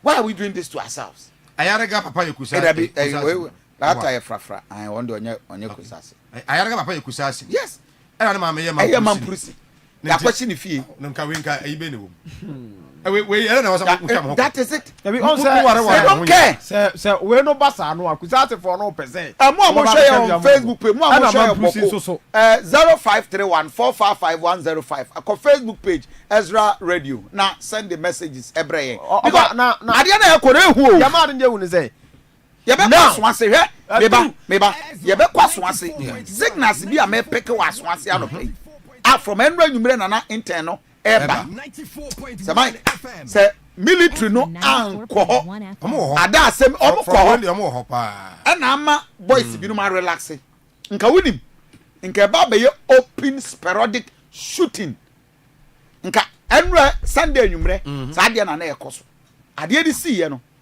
nka omo ko bawura a certain house akumni pa wo ho nyina and they know themselves omo no ho pa na de na aka we ni na de but in a way no mu ware mo ho na obi aya wona ne papa ya mampurusi na ma me we dey nka problem na na omo no sa ne ma no fa ofa media ya na ama me ya ma sheme say I started from senior high school yes as a senior high school for nkwada no a wo mu kosua de na say wo mu so ya say me ya mampurusi ni me nu akusase ni me hu na me beko me akusase ni me nu ya mampurusi ni a me ne beko na me video bi to page ne so on say tamwana Simon Kasaro ka say o say kusase for no dodo na aye adwadifo yes and farmers and inti omo na ekwe eti se we ya mampurusi ni na se obekọ bogatanga obekọ akofa kusase for no ho and inti o se winya security escort and na betu 500 Ghana because o kwa akofa kusase for nim eti ka ya ekwe na amod big dini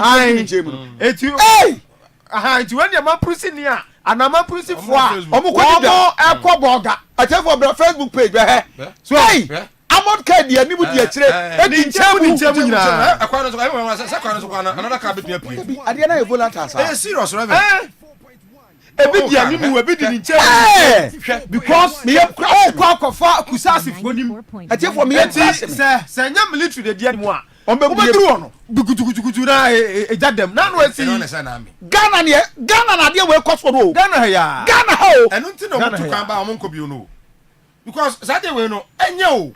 And student when you kunu no. Hey, look at farm boy. We know the kunu. Look at farm boy. Now of an Indian yaso mu wura o. Ewura the dom. Akwatwe ni free the dom. Ante the babontin bo ni tuo. Entu amunim se Sami Yamanpru senior Asawase akusase ni. We kusase ni omno munya na wo school ho ya no say na me Ghana ya so anu aden of anu aden Mike me yam crash me so we are so dey ho we are so jani ni ya do konto boko a no we dey do boko ya last year mo aduane omo sika ne mbey wo mo tibibi wo mo sika ma are we serious as a country of finance ni a ono kwan na dwuma ya boni tu amenawu na me bi tue me ya nurse ni na ka me nkọ boko a ene ade wi madi ebere na me nkọ amanse ebere na me nkọ amanse awurade yakopọ me nkọ boko me yakum de me nkọ amanse na me nyagalam se ni abrante bia sabe de me ho twetwere no na me ya teacher ni kura na ode ukasa me nkọ boko a se me kọ amanse na teacher ni ede ya nkọdan ma me no mabra mbode ene bante we nyina ya ade a ekoso a yeso ane ade ya politics my yenya bo afọ area e be call the newspapers because Samike Mama ya boa for me no but for voice note to bra 0531 455105 mo amwo boko mo amwo Mpotem northern region mutie send voice note you can send your voice note give us the picture the situation so this is the student right oh my god oh my word and as a result of ordinary people mistakes and political interest adie this thing could be solved anytime soon Reverend me die kame president dia kame die nka. Nka be den. Kame ja e nko a. Let me drop him so nko so on trance. O ma kan na magu no. Eno so de. Enterprise. Na Reverend. Na enye because politics eba beto. Say nya ahimfu bia. E beto ye no no so atimi ahwa aman ahini no so no. And what's my resolve? Esro na aban bia ba esro no. Esro na ne. O de o man sika do no ano. Aban bia ba o man sika no. Ayi ko kan ya mo se ya asafuma ko kan ya mo se wa boburu ni hwene. Look at a car here bo. A day cry military ni bia ni on be di ni fuel ni ammunitions ni ade ade be go. Every day and aboko and yande o and den yo just every day. How do we get development over there? Cannot the way say a food basket near boa near but because of political interest in politician na kwa no ma kwa chire o na ma ha ye nua no ma wo ho uru do ko ha abudu ne fo ne andani fo no mo kono na eye kwan wo eye kwan ti ma say Ezra FM wa ahimfie ne wa ha abudu fo ahimfie wa ha na wutwam ko da other side so a andani fo ha eye kwan kekere dan tam wo Reverend Military Minister called. I was shocked. So a quite a unante more than 5 minutes. Waking on waking up.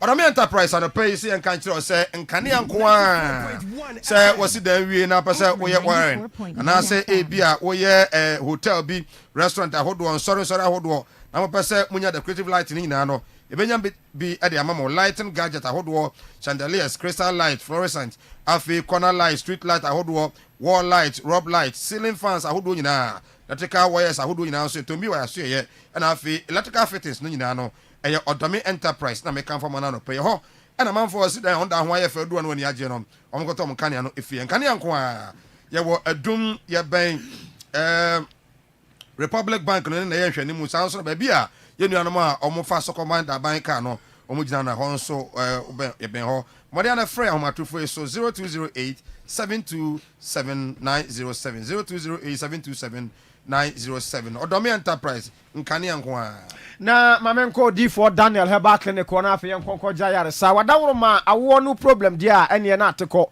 ni nyina no se wokɔ o D4 Daniel Heba clinic wo se awo no wo ho awo pen akoda ni mu atwe 10 years 12 years 15 years awo ni mabiem obi nso wa wade awo ne ma wa afọ de onya wade afimfin hyam yenu na enkumafo hwe mo fa ase anim kwan amane sa no a na ania ye chi wo ye bu akutia no ne ade a mesra ko D4 Daniel honom na oma awadro meso eye sunsun mu ana ya lock a wode no wonamu awode no no ya denti so ni ntimi nwura mu a obemu adro na ahode aba say stomach ulcer ode ne menstrual problem anasa fibroid typhoid obra bo hawa ba ho wahara wa no nso ntokro abade da ho a mesra mo a aya na monom dot ne sa frama kom mu wusie ni ade mesra mo monko D4 Daniel ya ne wo odi heba soap David Boa sunsum adwuma blessing oil nso sunsum adwuma open door powder any David Boa ointment sasa bi se ne ho adea obetu ase na awode aba mesra takwa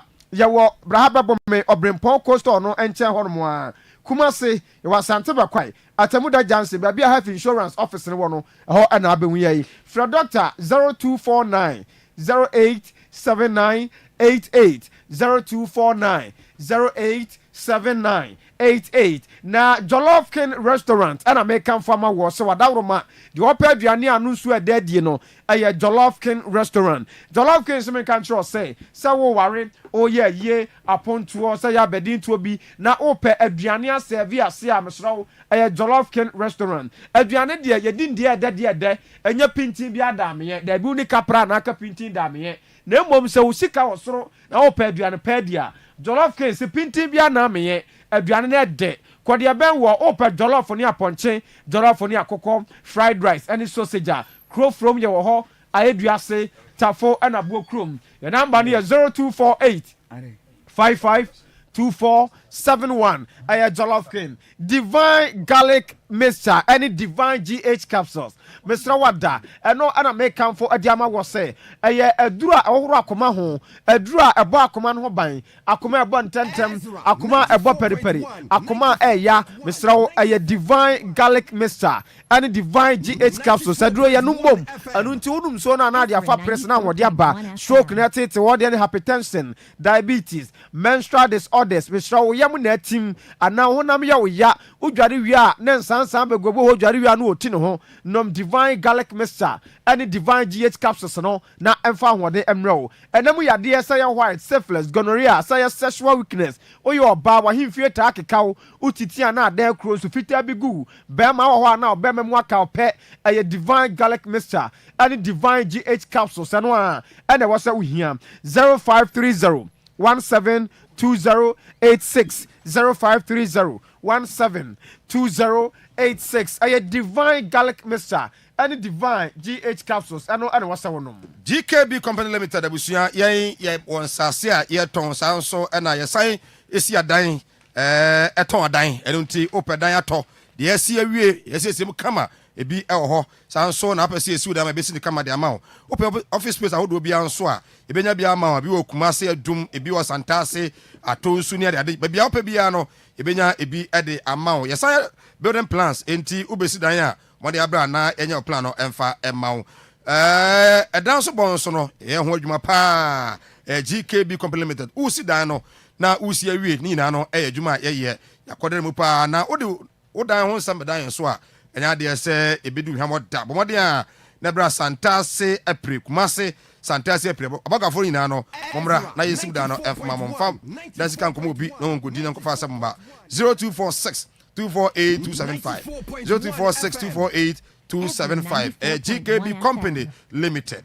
Na power specialist about hospital yama me adua ya eba no hepatitis ya de mu abasobode a ene ele no mes no ne Cristiano Ronaldo mu omonto no nyansa abasobode no waje mprem akoma akonkron de bi nsida na wo ye no nti hepatitis ya de nko ano ya de atubirika na efa bra power specialist Heba hospital ma me adua ya na fam wadru prostate mu hawo anase brebo ne hawa ba ho a wo wadru betu asentem so Mr. Wada ye ne ade heba ten heba mesa ne powder aba onum bia na aboa papa ma kwam akuti ade na nya hoden adua ya heba mala mesin so aya malaria dro atidie no adwo aboso edura no pa na wode edura wi na uhuro de Mr. no phone me nyare so menti apa a wadro aya adua ya heba mala mesin bi kofka heba mesa so ye wadro de obowa de ne bo hyehye no na koma hyehye no odidi a na adua gina ne bugina ne bono na edro aye kofka ba mesa na wanom adro ya ba tonic nso obi a wontim ne dia nanum ato no wonom a na afi nanum ada so kama nanum be kwaso ten sama mpo moto we nom ya wakala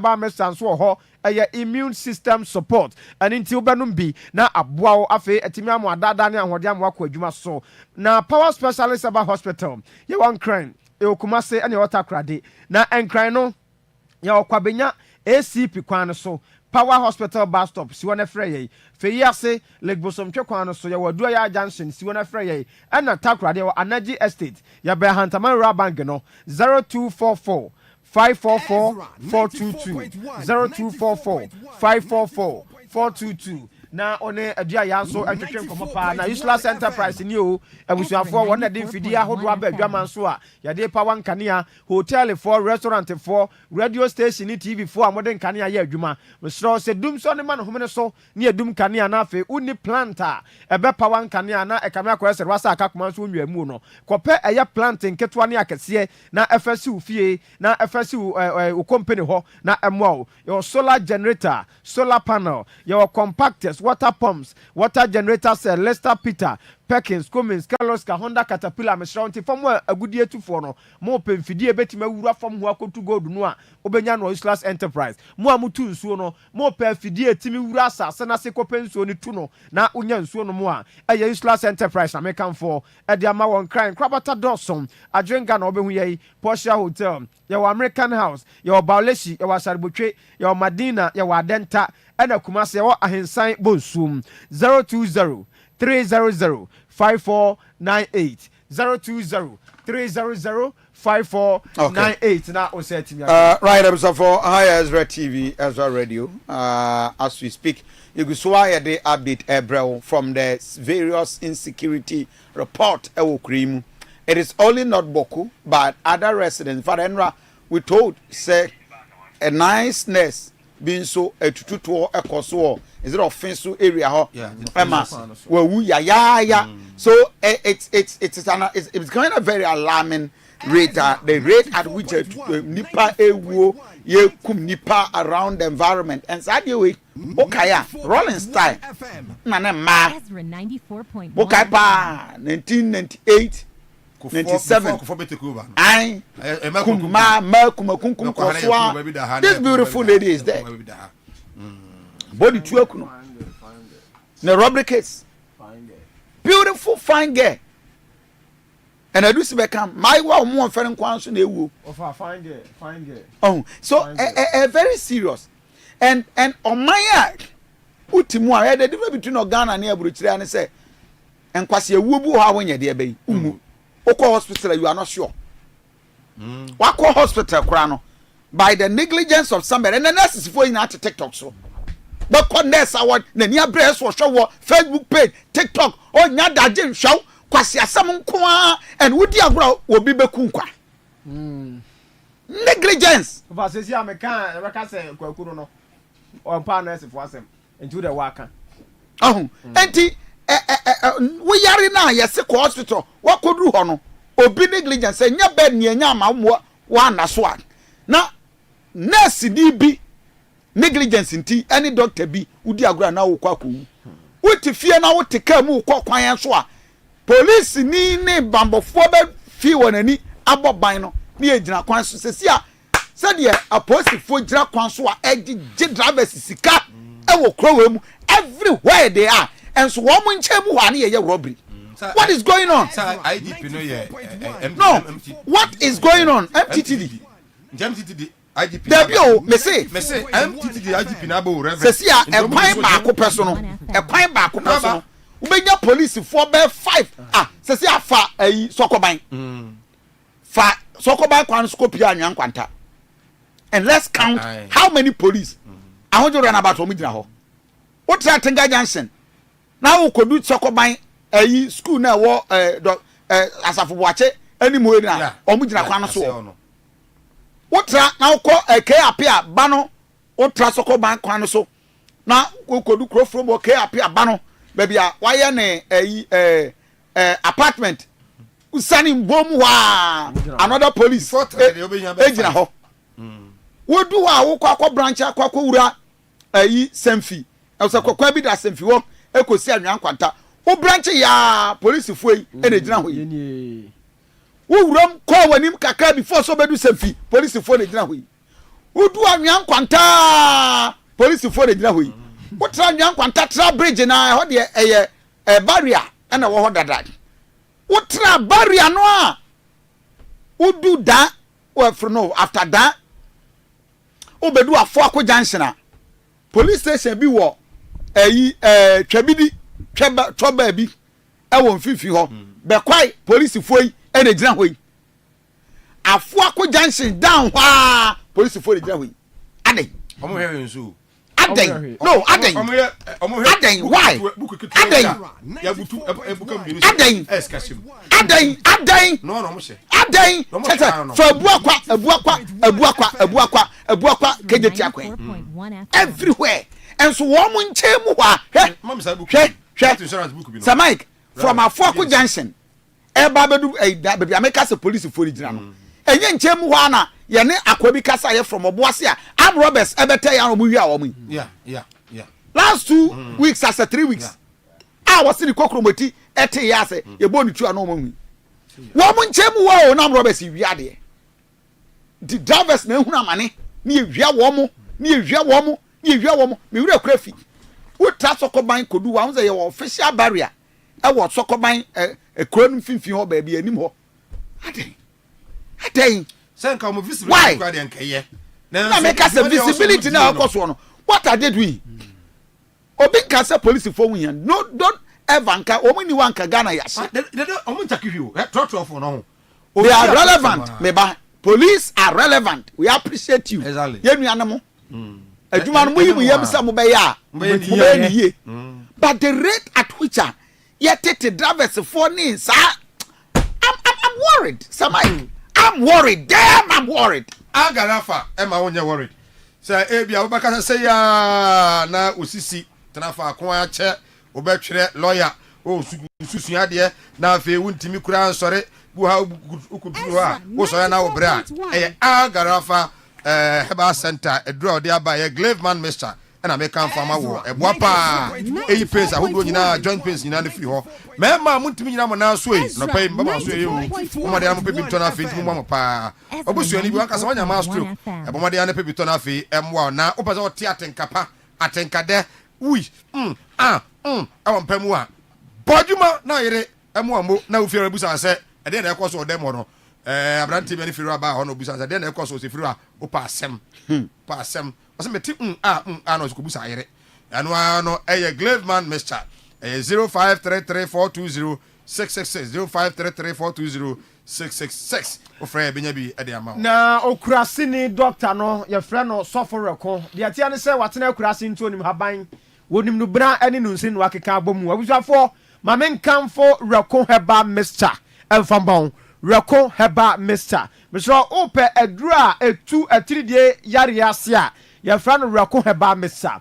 Ope dura osisi ya oya obenom na afesisi ade no emma biemu ya frano rako heba Mr. Koko agu afifiu asisiu Mr. aya rako heba Mr. ana meka fama wo odi ane e mojabrosfo wako hospital doctor so diabetes a Mr. anhwe ane de second heba be kan ko rako aya na ekokọ pedro ni bi na otu asetwetwe ya frano sciatica edi na de enye yarepa Mr. What do I require about Mr. May vitality, Bama, what to pay over from Bama, Ubu Atopan, Ubuni Mako, Ubu Bakwa, some seconds and Sanaba, Bama, so the Osenka, what to pay Bentimin kind, was a brin and this war. Mr. Onum Rakua Banwa, a better in Trinum, Yemi and Tinum, I'm in Tinum, joining out from what Yasamba. I am Raku about Mr. And Ubra buying any idea. Mr. Wanda, open beer to Atawa. Ko promise haba ewo oirepa for sack haba ewo mrom apidank ewo mrom and a sack pharmacy so ewo patase na the number ni 0244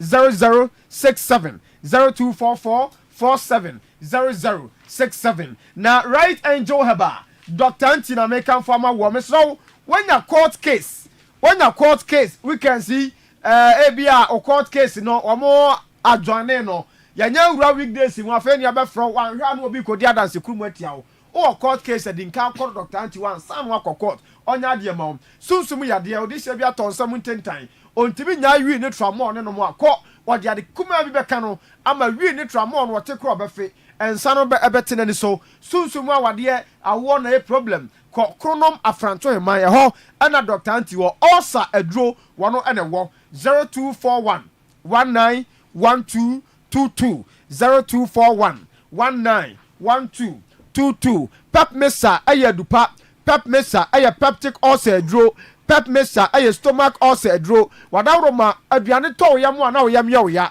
wadro aye pep mixer wakoma bɔ ntentem mframa gyina wo yam odia ne diarrhea unya pep mixer na atimi ayam niama atimi ama sabe untimi nyaa ne a wagya nan mframa ne gyina wo yam ne nyina abesere kɔ anhwa ochia pa na ko ba sa no ha dwen no pep mixer bi na ahode emra obenya bi eto aton ba bi eto nuro bia 0542 397057 0542 397057 na onsa enka bintam so maliton ayadupa maliton ayadura awuru mojamu maliton ayadura awuru ntinimu mesro untinimu asi emoja ntimi mfam entidane da nyana onsa etitiriti emoja ne ntimi mfa akoma ne ho ne nyina se moja ne mu apidodo uhia maliton no na eji eyefi ewo moja ne mu nyina mesro entinemu asisie maliton na eyi mu akoma efiaba ho maliton ene be yi nyina mu ayekoko akakadro enubra ane ade aye aninti ewo tumi ayadupa no maliton na boost immune system no kama awuru moja mu ama moja entimini afrisane ewo mu akoma yade ne moja broso na edro aya maliton mesro oya adwuma kakra bia no abrem udware wi ana ho ye ohene no maliton na emwa 0547 021078 0547 021078 Gwambe Herbal and Homeopathic Clinic Gwambe Neo Gwambe Semen Control say nature that romanti misro to me be a one address on my own co anymore no bra na yan show nsam near who dia how one yan control I won one emma no bra yan show nsam near who baby free na fe yan 2 more amount misro the character car mine one no any Gwambe ko ya homeopathic treatment herbal treatment ya lab ya twa scan ya massage ya physiotherapy service ya spiritual counseling ya basa to kwa mafa so abedidie emfa ha omra wo ya de bia tete wo no bra Gwambe herbal and homeopathic clinic ya ne won fidie ya de ehu ya de ya odonyina ba bia circuit court no e wo no ya number ne 0241 587674 0241 587674 Siemens Vital Herbal Mixer aya gan wo bema o so timisi wagedem bema de asi wagedem wa wale wo ba no nyane nyina ne aduane no ne aduane die aya asi wagedem awonti na wa no wansi agedem awo ne ma o bema ni mo amre usisi mo amre watopa bu onye ubu atopa ba ko a na wanwe wo se mesro aya Siemens Vital Herbal Mixer ane ne capsule se frɛ no wagan mo a mo ye adwumaden uya Siemens Vital eyi eyawo nyina afiri nipadua mu mo a mo twihye ntena fa akoche mo a ye ntenase adwuma no eye Siemens Vital Herbal Mixer ane the capsule oye oba watenka te kwa numbi watenka ba sori wo ba kramat enye da bia be ma nso hansa wo ba dinka so be ma ne ha uti onsafifa na so achinom na se enkano a wodi afifa na chi ho na spinal cord no na wodi onsa no woro ho a obense eniama dem mesro aya Siemens Vital Herbal ana obenom ya number no aya 0244 718 557 0244 718 557 na onsa akabina bibia e fine pa right so adu ma young kwasomase okay na say over the weekend you see the IGP and other top security officials okay for the chiefs for try to resign said so these are the military the police high command okay the way original police command thank you and IGP and our enchant on also okay so they okay they came they saw it and omoma briefing as to what happened into what we call the scene sighting scene sighting the idea is see and take you my briefing as to what happened as a matter of fact beyond this papa mama monemre because baby idea ne kono ayehu it is so serious over say omo the directive bin so aba yeah I say if it samre kono wa ebebo 7 edukwa say hu say obi etwemoto Asawase free eno no kwa say ya Asante region nyina okay ha free 7 kono me hu say wotwemoto nso so a 7 mo na betwemoto a emi ehu se o hye frugu batakari anase saa omo swata no a akese no yesi si ehu se o twi moto na o hye bia ebechew okay cause yetimi de to hye Ezra TV Ezra Radio 7 minutes past 9 Alaji Bawa one of the assemblymen of Asawase Nzongo Alaji Bawa Kofi Asantini Ezra TV Ezra Radio da say bibi abakode Boko na monso na me adom na from weekend here the CA eba Asawase to say 94.1 FM Ezra 94.1 Hello. FM. Yeah, na me bisasa after the shootings across Asawase to say anopay Boko Asawase dey say me adom say dey atufa atu ye police for ni soldier for na ye dey akodi aba ha enti inshallah bibia ye dey ha. Well, the area and the latest incidents is here. Not one man picking intel be. My young voice note to be and Nama Bontia, a man for say a link to it. Then a coso. Well, so far the Bibia Kosukama, the Bia, you do want to shop you almost Omo business, all right. Police for na yenu omudi akoni abasa na amadi kaya kano they say they are honor you moto for na kutina moto sunko adia omo mountu checking point ewo baby obe wura ni Nzongo bia police for obe dre omo mountu checking point uduru a we wan ko obe stop at check you until wo hono inshallah. Na who am more residents no who they say they who hold they by they say they are come from because our police for no soldier for no omo wa 24/7 you know omo na edi akomi aba nti ama omo Abrante ya ye boni tuo na anu fia dai ono boye kusasi ana mampusi ni ebi onye kusasi ni onye mampusi ni onye busangani eti e link to sa kusase mampusi ana se ono obi nene wasem okay no dey mean to me chere nim kura wow eti mo hu ni fie wo wayire wo ma wo yiro ma bibiri onye ni pakitwa oh okay onye ni pakitwa kura a big man adia yako akra kwa de kosie no ya sie no akra oh sa ni tan wa akra modina ho side ho no hey just a big man pa a big man oh yeah businesses e wo hwa ototo niema na ase de e hwa no atena na ba o mesra obi ka una atakulota drugs no okay into but Asawase wa no tie no sa wo fie nso won kan Asawase wa no tie no sa wo fie nso won kan o sei Asawase wa no tie no sa wo fie won kan ntiu me say Asawase wa no tie no sa wo fie won kan ana ebe no onti Asawase ha no wotitafo do the business wa ha eni apra magazine bibi ana wo business no Asawase market magazine eni apra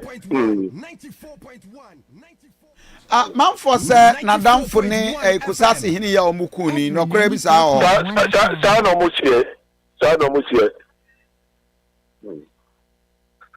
wa semba asia obia kania na sesi ano titia ya wo ya ti Asawase ya ye nyina ya ti hoi yenim se ewom se Bawku na ntokwa akoso ba na nka kusase ne mampurusi ade de Asawase de omu nyina di agrobo mana meboa omuga kusasi ni mampurusi omu no ma wari omu taju ni shetan de sa bunsam na ko enti ana adu sha Allah si de ahanu de aye kampa de bibia no a esi anajo 24/7 ele police for any soldier na de do juma enti se sie ya kasa ide obi a ye na dwuma but ehu e won kofo mu kakra that anadina ube who say semi if you middle 12 o'clock ya that but you say by 10 dia na obi akọ wura dem order but now the police for the they say the for the we go me kind of say omo ya dia pa the bo mo abasu pa omo ya dia pa 24/7 no mo nda we kwa we betina ade echi na we no abeju omo ya omo ya juma pa it is our police for say fear dey ya no omo bae enye sa o say if fear dey na police for no ba hododo enye sa fear dey no omo ba up to now mo eti da be no muku free brother na ye kum zong kusase hene ne de oma ma to se fiada na sie na ansa na omo ba adabe no pra no mo but say ohinu no enye jimbo na ku no ku no Asawase uya ko Asawase market ko no na ku no but now police wo no mo but we no so be si ba no so na police wo no omo ba zong be do so Wow. Okay. Sabe penifo be na aba ho apart from IGP ne dom Muntaka Mubaraka o interior minister, regional minister nom omunyina aba ho. Omo ba oni no bibia yakunu ni but say we dey ni yakunu no mo fi ha Africa for me nim se wa kota for wa na say akra bibia ko fie me dia but oni no dia ni adi ka kunu to ma omunyina o ma ba ho IGP ni na o ma ba be tra o ma ba be ma o me yakọ na wanya CCTV camera bia capture omo na timoto su o ba bia CC camera no dey me ko want me no dey for security reason and this security for me na go to me abisa o was my want o money aba CC camera no police be bia o ba no bisa police about no dey o man ka fi antre no dey say for security reason want me who ya o mo ye faso for now you nyanchi obi a ya ntibi bia de Alaji Bawa assembly member the Manu Zongo Alaji anope ya beda wase abusanfo aha Ezra TV Ezra Radio the update I dey ma any say Asawase calm are returning but of course on easy calm and as a matter of fact a looming tension man for I scared and hoping say and yama bitimi aba from who knows and what knows next. A very, very precarious situation. 0531455105. A voice note now the aba. Now maybe your phone lines no. Na ye din komo kakra. Yakubu Moro and so I Crado. No is from these areas. We can have a discussion and interrogate it. So Mike, moma yenwi abo for na fe yemi phone lines as yene Yakubu Beto. Yewi anesa. Yewi anesa. Ti we know ye enkumpa. Yeah. And we have Fantasia I see her relax. Mama Sonia. Mama Sonia. Mama Sonia. Or body splash. Yes. Or shower gel. And quick white shower gel. Man also mutrinyu na wase fuye ma wo no. Omo nya bito betun abo mo. Nti Mama Sonia nkunu de said ye na ya tumo no yiko papa mo mpebo bito. Na afi M1 0207667 752 0207667 fra Margono Biato. Nkrafono ya 0302 668 420 0302 the Reverend, I don't know. Yeah, sorry. More there's I don't know. When you zongoni, yes. A one will free. The on also between my more we on that pa. Na Nana Dakwa the second. Nana Energy. Nano enra nisi akonya so be obi ano e manmo ene adwuma ye se twede ampomwa no na adwuma obedi obo ase nyina no entimi enkonkan na omfra dum nkwado na manfo so enya no so mfaso for na me president die chief sense me nyangu no oni na nie our food doctor yes Dr. Usua Jimama yes ɔse ne papa bi a wɔhwɛ no life nwa da fo yes enti nyame ya adom Tuesday ɔkyena right ai ɔkyena enti ɔkyena no odi ne papa yi na wɔtwe da yes ora Anthony Sante good ɛwɔ Redemption Assemblies of God ɛwɔ New Swami Redemption Assemblies New Swami heya enti our food doctor Osua papa ne di ne bio ora Anthony Asante Anthony Asante okay enti also wa no kogina ma no yes very very akasa very good of her good of him enti our own dear yes this is your old man the late Anthony Asante we see Ghana independence 19 dear no a year na Ghana independence the year 1956 it looks familiar. Anyway so this is where me focus kakra okay na me da me ho aba okay 0208340412 the issue of insecurity share with us how do we deal with it. Our political parties are milking these things and the consequences is what is staring at us.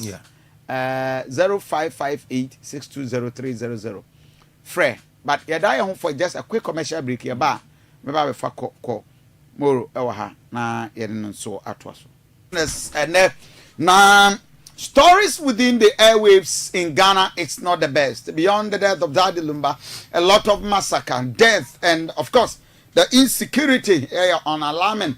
I heard the IGP touting a very achievable rate, and Mr. IGP, it is not true.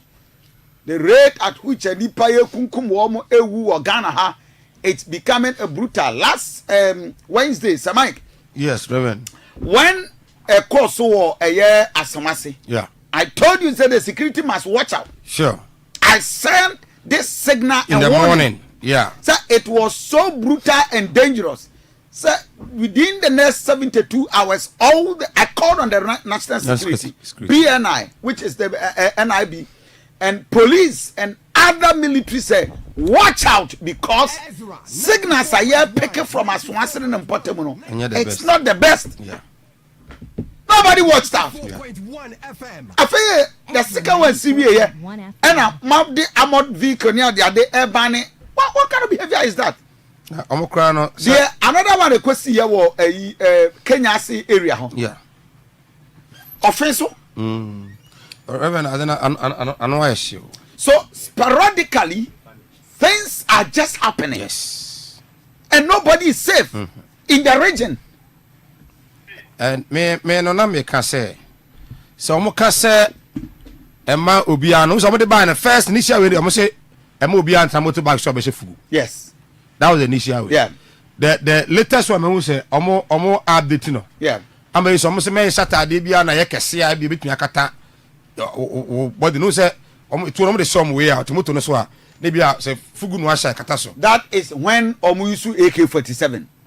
So Mike, I mean, what are we doing to ourselves? That is when the party used to AK-47. AK-47 going to because the two incidents are across warning and they used AK-47. Yeah. That means a coordinated people be. And I said it. And I said it. Only 2-2. First one only 2. Second one only 2. Yeah. We are just not vigilant. A woman's a crime. I thought that they are ahead of the police. Yeah. And the security. Obvious.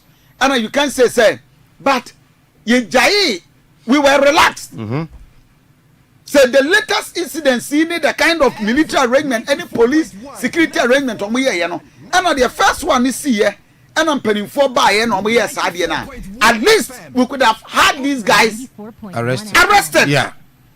Wait, I'm going to you, it's a corner so. Abra wadaho. And the near Makobo the Trimo.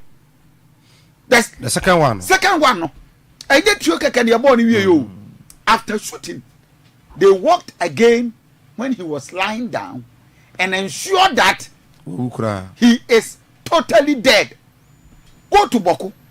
Narilugu, as we speak, when him say you to be about say Muntaka, Mubarak, any the locus standard to impose curfew until they will defy the curfew. 2 p.m. No? I'm telling you. No, they shouldn't try. A whole student, school more Bawku. Yeah. Then, yet school ho. Akobo bitrio. I drive out. Without anybody arresting. So we couldn't pick a signal. Say sensitive areas to say. Yentimin koko emfa armored vehicle military car ba akokran kuzo. Ghana on. So Mike, in the next 6 months, if you are not careful, the things will escalate and will become so dangerous. Now when you talk about politics, idea, your politics.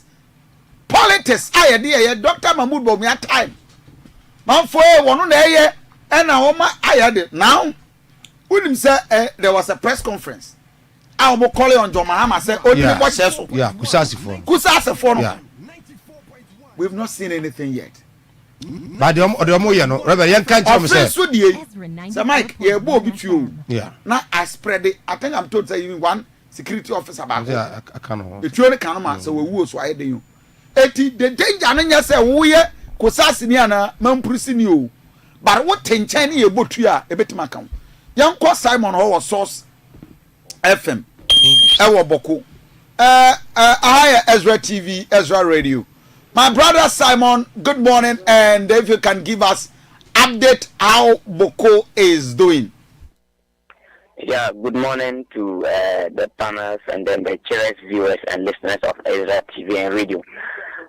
Bawku, we just came out, as you know, the curfew was reviewed to 2 p.m. and that of 6 a.m. this morning. Bawku is very volatile. As I speak to you, many of you might not know the current situation or what is really happening. For the past 3 days, I can tell you that we have recorded no less than 20 deaths in Bawku. Hey! My brother, you don't mean it. 20 deaths! I'm telling you the truth, please. This is alarming. Yes. And all as a result of shooting? Yes. Some were gunned down by the military and some is Mampusis and Kusasis. That led to the attack of the Bawku Senior High School, Kĩllĩngs 1, and then Nalego 2. They went and also killed students that believe that they are also coming from Bawku. So the Bawku situation is very volatile. Military, the Interior Minister keep on sitting in that club, bringing military, and military cannot solve the situation. Come to Bawku, take first-hand information from the two sides, get to know the real problem. Sitting there imposing curfew, bringing military upon military cannot help the problem in Bawku. The only problem in Bawku is that somebody has gone up to Nalego to be king to become and rule the people of Bawku when there is already a king, which the then president Nana Addo Akufo-Addo issued a paper that saying that the person is illegal chief and should be arrested. Yeah,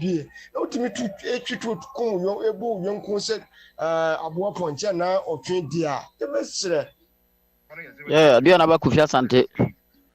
Pamacho, good morning. Yadamasene adwuma pa mobo e ma o man Ghana. Na ye be ma that Lumba busuafo nyina nso so yakọ. Hey, o man dey say dey o man ko dey aduana ba say dey o man mu ehu o. Ntoko ba ko pe ko saa ba pem sisa mre nso still na ntoko ntimi ntwa. Na aduana ba we dey me rapo e dey akokunso Friday me kokunso na dey me di mani ko hu ye no. Me bo anwoso. Dey tie ne se bodam ni bi nam kunsu krom honom. A wo kura se kan mienu. Jack knife baako na brantan pa baako ene kura bodam ni no. Na wonnam krom ho. Okono oba pa. Tie be sere a police fo. Ya besre ensa da se ya mo sere a police fo a mo mankranso. Se sa bodam ni no. Ana se mpanyifo a mo kunsu. Mo yire sa bodam ni no nje seka no. Good morning. Only Wabiga Funina. Yadamasini Mapamu, your friend, ya on a chief, Mikasa, Efri. I'm gonna be pious, Dachi. Yabuma Basu. Na Yamiani Nukrini. Mampusini Kusasi. No more than Yamiani Nukrini, and Trey cry, Hagin. They say, O Mampanidia Base, Anka curfew, NC Nanka, Mama Adubre, Emramusi Montiasia. me de me ma dwen de ka police for ne soldier for no obi a ebe ka won tese bia omo so nane tongu saa for no so so we civilians ne se koda na so nane en person de dia ene so wo so batwitu abam so dia wo se misumikun because Reverend Kofi Asante, good morning. Kofi ni mikase free asham. Nyame anim ni Lumba de nyame de achede ne ma no. On the talent ya wan kuhua no ba bia. Na nyuma waba bi hwe gu asase so de menyinni se obi abitima na to sa nwum no. Efi se wa bo enwum papa na nyame mfa ne kra nsie. Nyame mfa ne kra sie pa yi na nyame enkura no. Ezra Radio ni Ezra TV ahefo ni etiefo nyina the hard working and humble chief of staff osro nyame obu ade anyansa ni bia hye ne ma na futu pane ne kire pod kire his excellency John Dramani Mahama ni 94.1 and the Ghana amyeti asitne poma Abagovia Santi, good morning. Michano sema keno abujafo. Miliana chama Collins Sokoba Krufrum. Michaga na panifo mye mapade bo my Ghana. Ofasa abo kwase mkomo ayidi. Ya ka de identity trekono. Se mpanifo afo muna si fomo. Adena jinse mo yu nyese be jinse mo ajinse mo. Because they say no person mo ya de fore wo hwede ka ko no person mo de fore Ghana nyina o. Ofa the best Papa is Excellency John Dramani Mahama, the first gentleman of the land. So bit my one share quite be as well be coming a day we would have because Radina Sunyan Kamasa for Yahua demo. Amos is just pipe for the airport number to Mana and somehow I'm Chachamodino Kokapia Papa. Mestre at some way and never some pa Namisan kind of cray near Quano and Penifon sorry. And Penifon sorpa so just entering book room pancasa. Because sabi near Quana sell back to when you know we pay as our mind sabi near Nequay. Yet the baby politics and the politics na AD nya. Mesa boko ana sabi kafra chenti ahono so just go anya ye. And ya jaw mo life am na man press for mo press for and the san ye ne akwaso. Hello, TV. Good morning. Assembly na abano. When we politics in frame near for because I didn't know because we just we are handsome because as a home they are court never say not as no yeah that's true one morning trench as a do I didn't know I who it's a say Ghana honey of politics a bedroom review and air cosmo it's a bass ha do Ghana a be who pa. Reverend, good morning. A friend of Sofoko Joji, Reverend Eradin come home, more boy Juma. Now, Reverend, my man, short. A because home station or TV station or some of any Reverend, who ye interviewer, video be na masia, ubers and a video no so sound on also na movie. Esa, somehow winning in Pakro can yenti. And pay a Bawku de ABS so many times. Now I'm saying no, I mentioned my agency. So yes, yenti. And Koma Papa Yana Mudino. It's Ezra 95.1 and Pachamuzumo, Munis Road Score is number 2. One person, one person, Kosazi. Said DNT, Sigantino, Bantana, Sasset, and Amas. Offer no more journey of Bawku Pesca with him, no people got so. Offer no cranning and coupon, they say Ghana for a watcher in you. Offer a watcher and Papa 7 months near a buying bonny way. Mahama a buying front and town way be this no offer. Ghana for a watcher in you say, I'm watching a times 1,000. I'm watching no, I times 1,000. Offer say, be a boy at dinner. As on Crawford, almost say, and Emma for an Emma bo a buffer. Uti at forcing last time or call permit.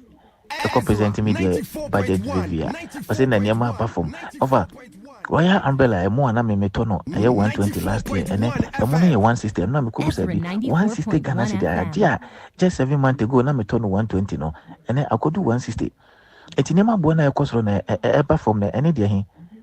And the mot come mot, and a metono a 9 city. Good morning, Reverend. Mikiamona Mikazafir ai Garu Timpani Timpani district na Lumba die Nima yemi depa dangerous. Because I mean papa. So good morning. This is Akofa. Well, we for some power. They all see introduction. Me yada opa. We yada. Radin shroud. Oh, vi. Lumba. Baby, it's telling you before so baby you. Assume sa. Oh, Vienna. Me did say criminal cost. It's too much. It's too much. Then you now cram for your bone. A bone more mining. And easy. The young guy is here. As all point 10. I thought. Ewuzafo mamu nyina good morning eba Ezra na enukweni momu yenka no kra nkyere yenua no mu sen fesen esirimufo no a omote asantema mu ha no ye ka kire munnimu asase no nyamo de awu na mabeko so so mo fi se mo pentokwa bi ako a mo nkoboko eho na ntokwa no ejire mu pa aha obia nu awa na dwe so wo pese woko a mekwa menhu the last time ko ebubo bi tuo ewo kumase ya a tu sense dey aba wase mutimi tuo eba bebo mo ho a se mu masa mo ye careful asase mo hwe ko be pam nyina afra asase no 94.1 FM. Good morning. Mami mo apaso no juma pa witi eni ano penche charge ama e chase mai pa Dièd conclude controversial. Mama chia incoming vice chairman. Ade hu ye ne ora ho papa bo be di chairman floko. Ade ekosbokoro. Awre kuvi. Me ma dwen kira nka me de me so me de man panimfo ne se. Ye di ka fri na to omo soro. Dan ke di sise bi aba se. Wo tu fabla na wo anim so obi tu pia. Be ka kire. Na go fi ka fri ni da omo soro. Na nka me nsusu en se information. Good morning. As I made the title on church, I'm a man of concern. Honorable myself, do not amukamel. I can't make and say, a syndra me for Boasuquan so. Now, Crawford, German, say you quite Boasuquan Cofaso here, San Tona Dada, and Tronqua and people and Tron. Bosi kwa kwa go fan kudu trade wo de fa free santase na ba no trakra course a kudu trade ko nimisa kwa ni nyina omusi futu pa ebo manfo eduani kra nya de ketwa chinu se joma o se de ye de oba o kasi contact sin nyina o be start bitua mu kana makoye kwa no ndura ye baka mo bia si joma bia su sendisi government o mebo am na MPP de amonu mu ho ena me say security na wo ama dia bra ye soba Asawase constitution soba esise mo bare no bimbra esrepa bare no bibra soba police for no si bare ho efsen amo pamo ha no aha na mudi boni o aha no na esre minister na police commander interior minister so no person so esre mo soba me say na juda ho no kola we na mutu amutwi no amon da oba soba bus stopper me see ho na criminals no wo amon na the police asema me kemi say me too high there police for no beti number ye bare mai sawaba ho what me show be to say we suspect say we confirm 94.1 what me say confirm pa na wahia no anaju obi moto gasa na opaja moto nanim tie stremo police commander bare ambesi bare mai sawaba so pa junction mampon musisi bisa. Right, so for these are voice notes. The right time we'll pick your calls, but Yakubu, translate. So Yakubu, the Asawase issue, Manfo Jidi say NDC because Mama Yarga I'm told so Mako Ako Shinifi Hassan Yarga and so Mako Bonifi glass. Other individuals are no trouble on this on commitment can be a ma or more monka has been a problem. Bawku Senior High School is closed down. And I don't pay as in a really good for coffee no almost hominiso. The Bawku phones to say and then 2 p.m. Biabe nanti krum so jeni pa omna me for mungo because na rugu ni suni entimi anyo mo hia omunsu ni so. I mean things are getting out of hand. Why are you losing it just 7 months? We are not losing it. Mamentia we till for no here for my debate no business so share at the same time. His Excellency Dr. Mamentia Dr. Frank Amwakohene, Regional Minister, Mamentia Richard Wodi Ajimai Zuba KMA boss. Owagovi. The a hard dream pa Bawku and sense me who the fact say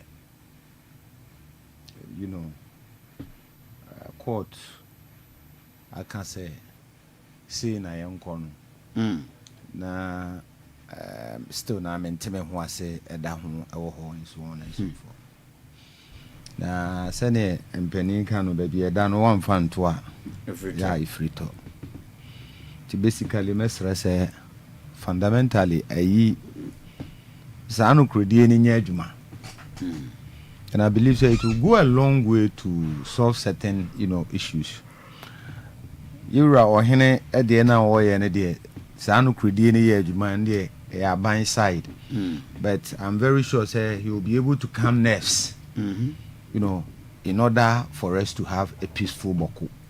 The be ana me can be say Bawku ye say Ghana disadvantage in a very huge because Bawku a border town. And every border town will be the financial implications. Every border town will be at the end of the day trade international.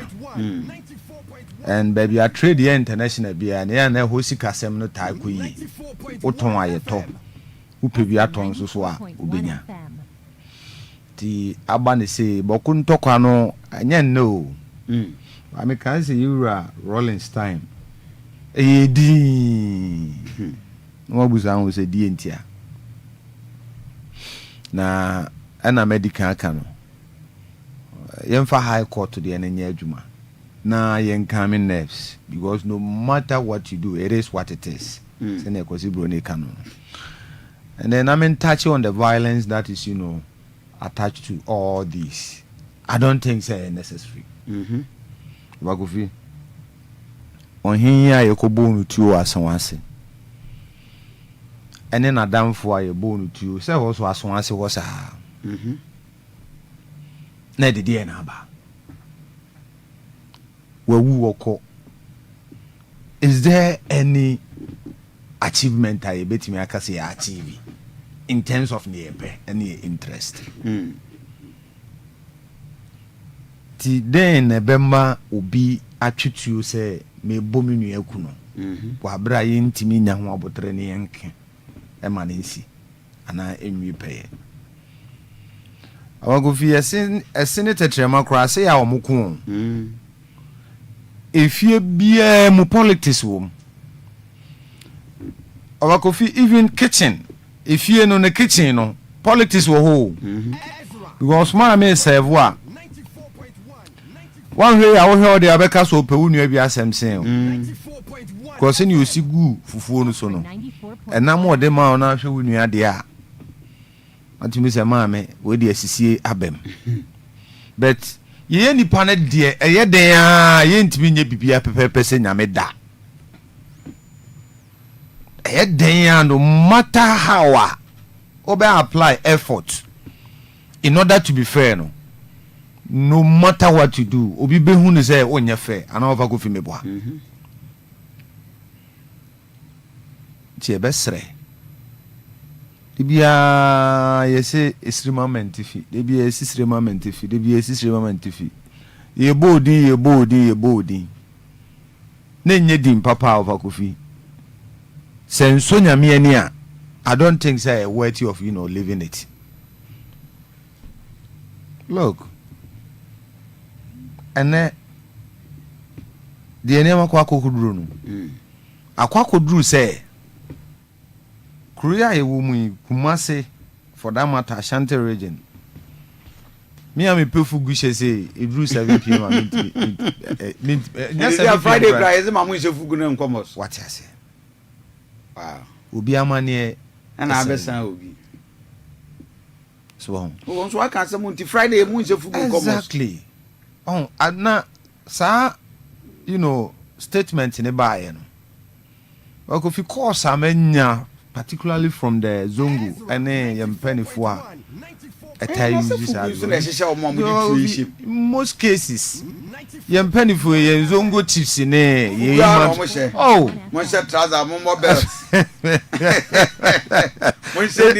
say I'm closet they may have to change it but Abanisa Bribra mama near Emma eti mi bisa me say kusa sini mampurusi yen shefu guinti mo ani je ho aba ko fi omo su she bi o omo su she fugu na se nyina ye she esina moment fi de fugu ye ya and yes don't worry because we shall the two be say ho and two occasions ya bo tuo nyina no mo she fugu what you say eti ye hu enye emwaye enye de kan wo bie ni ho ebeboaye ne me kan so nyina no mo a giagina mu a ye botu nyina so yesum nyame o ebinum ye malam ebinum so ye asofo ne ade ne etade ye chi na ye bomuja ye moa masa ade we and of course me kan say ye moa esremfo nyina inclusive ozo fi kromo aya na me de bia me ka kire menua bia me tane ne di nkomo fa esremu nsensem say oba asantememo a chieftaincy issues e wa ha o oh yeah but he knows how to handle it. Exactly.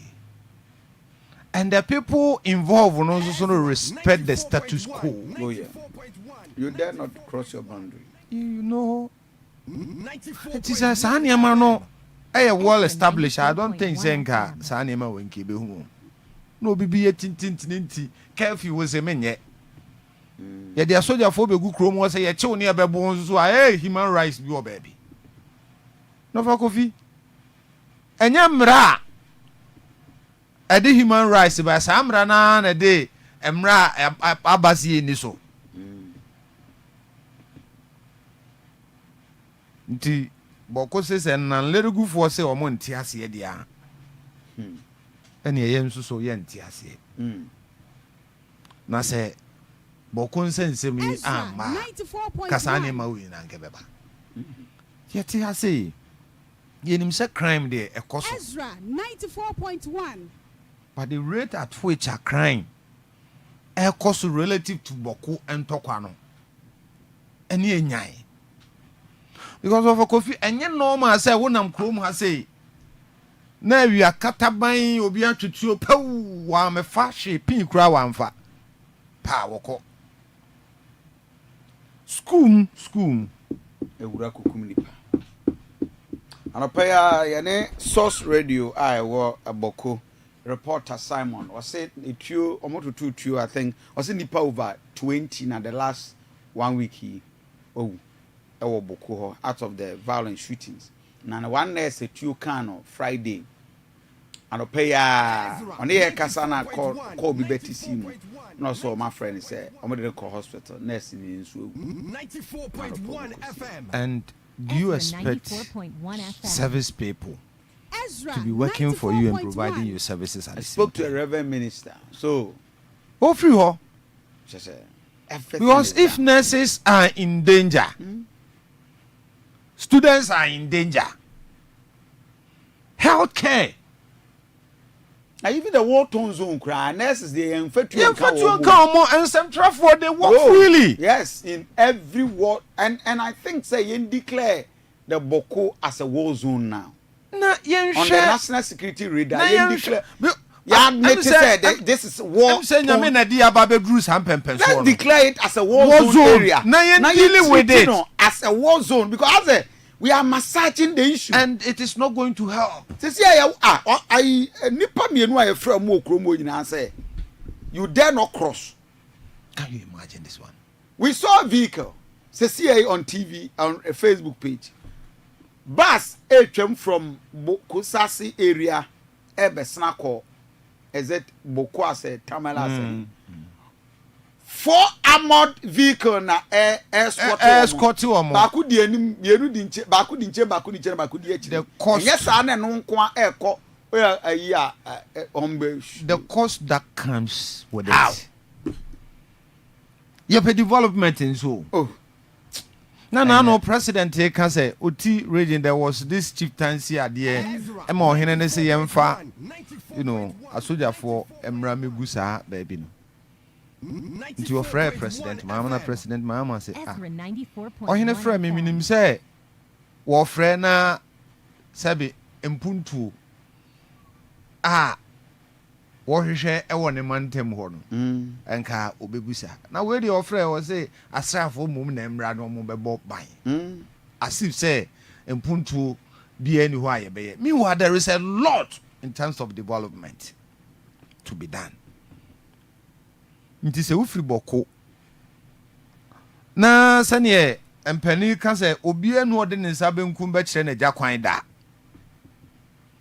na sɛ yɛka sɛ wukuro ɛna sɛsei begya aba bedrum pɛmpɛn so a sabe wɔnom a ɛyɛ aban adwuma ebe provide essential services ɛnyɛ safe nti ɔmu firi hɔ a nti wo no will you be proud of it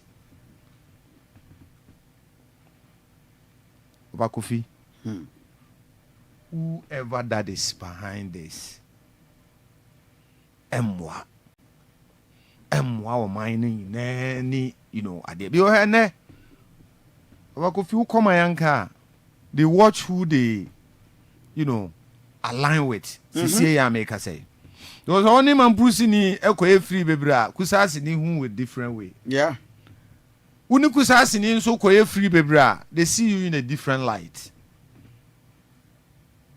na ɛhefa na ɔman bɔkɔ ntɔkwa ɛde yakɔ akwakudu well first then they are restricted within the Bawku enclave Ezra 94.1 FM but when you nti ameka say nyame ne say a escalate nti aba bedroom pempen so asane wo kan war zone me no wo ya adwen ye declare no war zone na yen solve no once and for all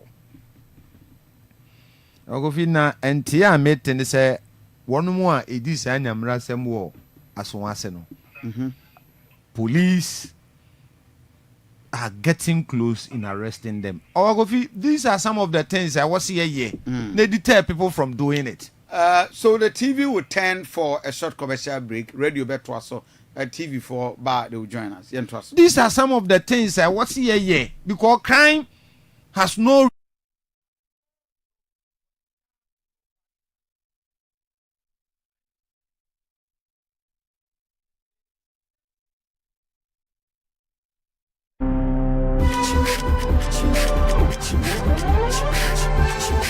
If they come to power, they'll arrest that person for peace to come. Only for your mama to come to power and they are still quiet, day in, day out. And now for the most dangerous thing is that they have exported the Bawku conflict outside Bawku to Kumasi, Sechima, Accra, Tulaku. On Tuesday, that was on 24th, Tulaku, 4 people were shot. People ended up dying. In Asawase, we all heard of the story. Insecurity was shot. And 4 people died the next day. So here we might be safe because we know the territory is not to go. But the conflict has been exported. As I talked to you, St. Masida High School last night, Kusasi students and Mampusi students in a fight. Ended up injuring 4 students. Which school? The school authority school control them. They have to call police to come.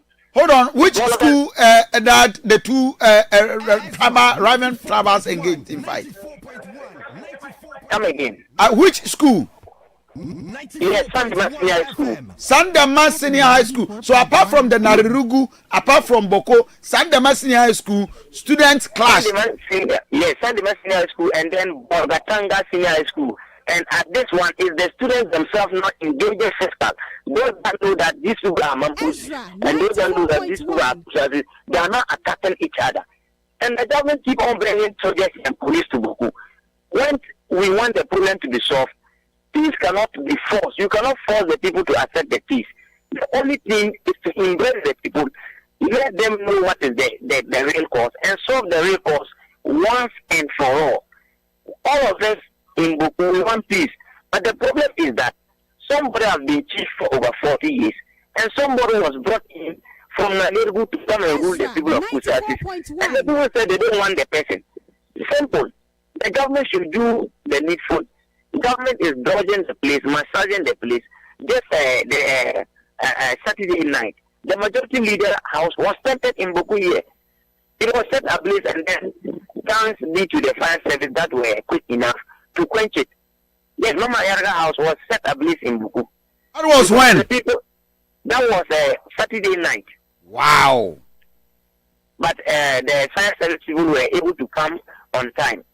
The people are saying that Mama Yarga to have disappointed them because it's not telling government the truth. When he was in opposition, so Mama Yarga, does he belong to any of the two factions? No, he's a Kusasi by tribe. Ayo. And the mother is a Mampusi by tribe. Hey. So, and his house is at the Kusasi. So he's a Kusasi that went and did that. Because they said that Mama Yarga have betrayed them in the sense that when he was in opposition, he wrote letters saying that MPP could not solve the problem because Bawumia was a Mampusi. And now you, Mama Yarga, is not in power. You are a majority leader. Tell the president the truth so that the president could solve the situation. You are keeping quiet. You are no more longer commenting on the Bawku situation. And your people keep on dying day in, day out. Hassan Ayarga house, they went to break glasses down. When they asked, the people said Hassan Ayarga could lead Ghanaians to go and attack Igbo King. When his own town people are suffering and be killing, he cannot lead people to come and arrest the Ilya chief for them to gain peace. But he's in Accra, leading people to go and arrest so-called Igbo King. So they also went and attacked his house. As I talk to you, any leader they see not doing what he's supposed to do, it's under problem. The regional NDC chairman house was also tempered. Wow. In the sense that the leaders are saying them. They don't want to say the exact truth so that the people of Bawku will gain their peace. Nobody wants to kill and nobody wants to die. We are well aware Asante began in mediation. Has that not reflected on the ground? The Asante mediation is going on well, but the problem that people are facing is that one, the Court of Appeal have judged the Bawku case, and Supreme Court have judged the Bawku case, and National House of Chiefs have judged the Bawku case, and the Mampusi refused to accept the Supreme Court ruling. So isn't now Asante Henenda will come and judge and they will accept? That is what the people keep on asking themselves. So if they will not take the court ruling, they will not take the National House of Chiefs ruling, they will not take the Court of Appeal ruling, is it Otunfo that they will take? So the people are not worried. What difference is Otunfo coming to say that these people will agree and peace will reign in Bawku? So that is why they are saying that Otunfo mediation is just a massage. If Supreme Court have judged that Gamanche is the legitimate chief of the people of Ghana, and they have celebrated it, and the Supreme Court in 2012 have judged that John Mama is the president, and they have accepted it. And the Supreme Court have ruled in 2020 that Akufo-Addo is the president, and they have accepted it. The same Supreme Court in 2003 have ruled that Kusas are the legitimate chief of Bawku, and it have not been accepted. The law have not been enforced. Is it a proof that will now rule and the law will be enforced? The Bawku situation is that the law have not been enforced. It's not that there is a problem in Bawku. So the people are saying that Otunfo will do his part, but peace will not come. So far as the law continue to be sleeping in Bawku, I tell you here, people have been seeing holding weapons and no arrest. Military are even afraid of civilians. And what do you know of you? Poison. Can imagine where he has got into. You see them as enemies. I mean, I'm getting scared. Oh, it is scary. Oh, I'm getting scared because, and I said we are not able to have the political will to deal with it. Exactly. That is why I was calling President Mahama. Look, hey, baby, I didn't know what could do. Sa High Court ruling, say, yeah, the year Juma, na coming next, I bet rather than massaging the whole thing. No crane ye kasi anymore, said because you are crying him there. No cry. It's Mesre. High Court. I can't order that. There is no ambiguity whatsoever. What is preventing them? Under Nanado's government, Omu declared this chief as illegal.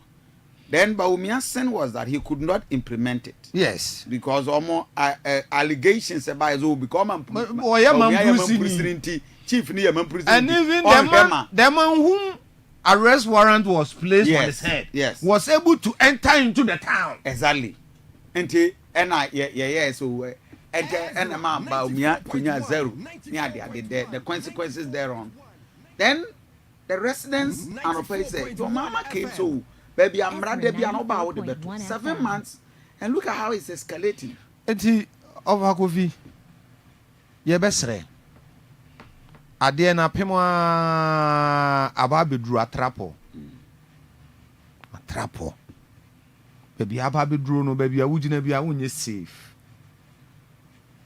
because it you ye to abo akwasi if you by mistake now no school for your madia Bawku tutu a what one near the target and a crown on the corner about your bitty baby now 94.1 yeah or don't phobia Brahim Muhammad one share a debut and touch mine say the same thing across my nipa so genia with your or tench nipa for so they to or just over the weekend you can imagine yeah into obiamani sabi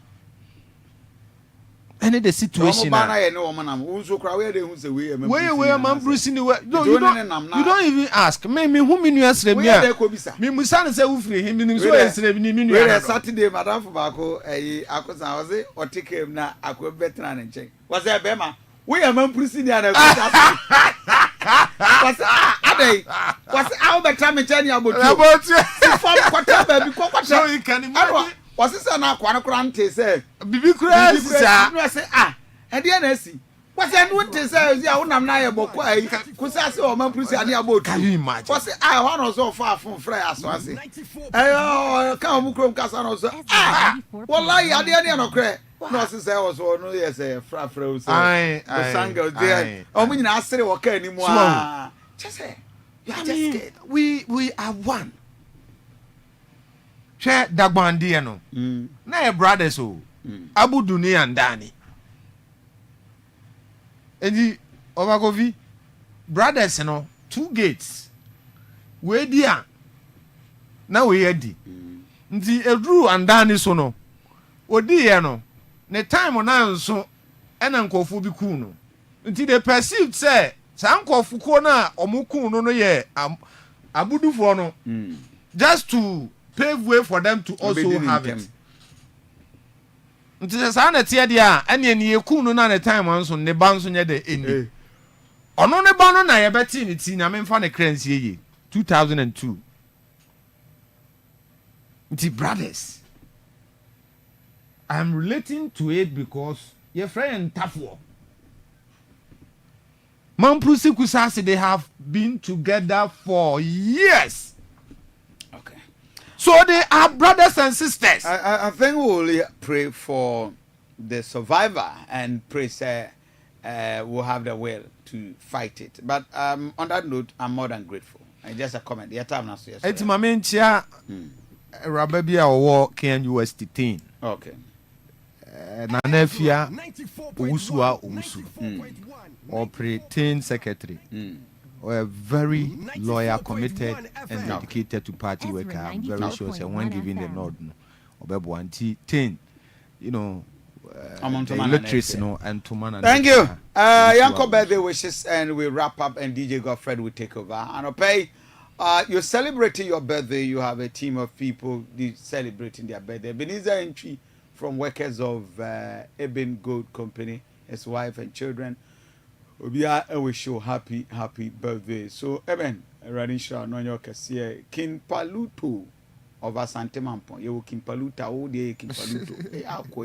Anyway, King Paluto of Asante Mampon, and your birthday, happy birthday to you, bro. And have fun. Christiana Mensa Kashmo Ukruno. I wish you happy birthday. Christiana Mensa Ukru Kashmo. I wish you happy birthday. And of course, a happy birthday, Nkoma Princess from Naomi, your mother. I wish you happy birthday. And of course, another birthday dedication going to who? We are done with the birthday dedications. On that note, you better at your phone, meeting the Reverend Daniel Kofi Asante with my friend Diana Kofi Asante and Mama Ko. Better says early 11 o'clock. Lord, my consumer by ne. Exclusive Nkomo bebre and a man the bebro DJ Godfred and so ebeba na wama nyumwa de wajijo tata akwa kusi se Dubako Ebebo. Good morning, Ghana, and good morning. Ezra 94.1. This is how we bow.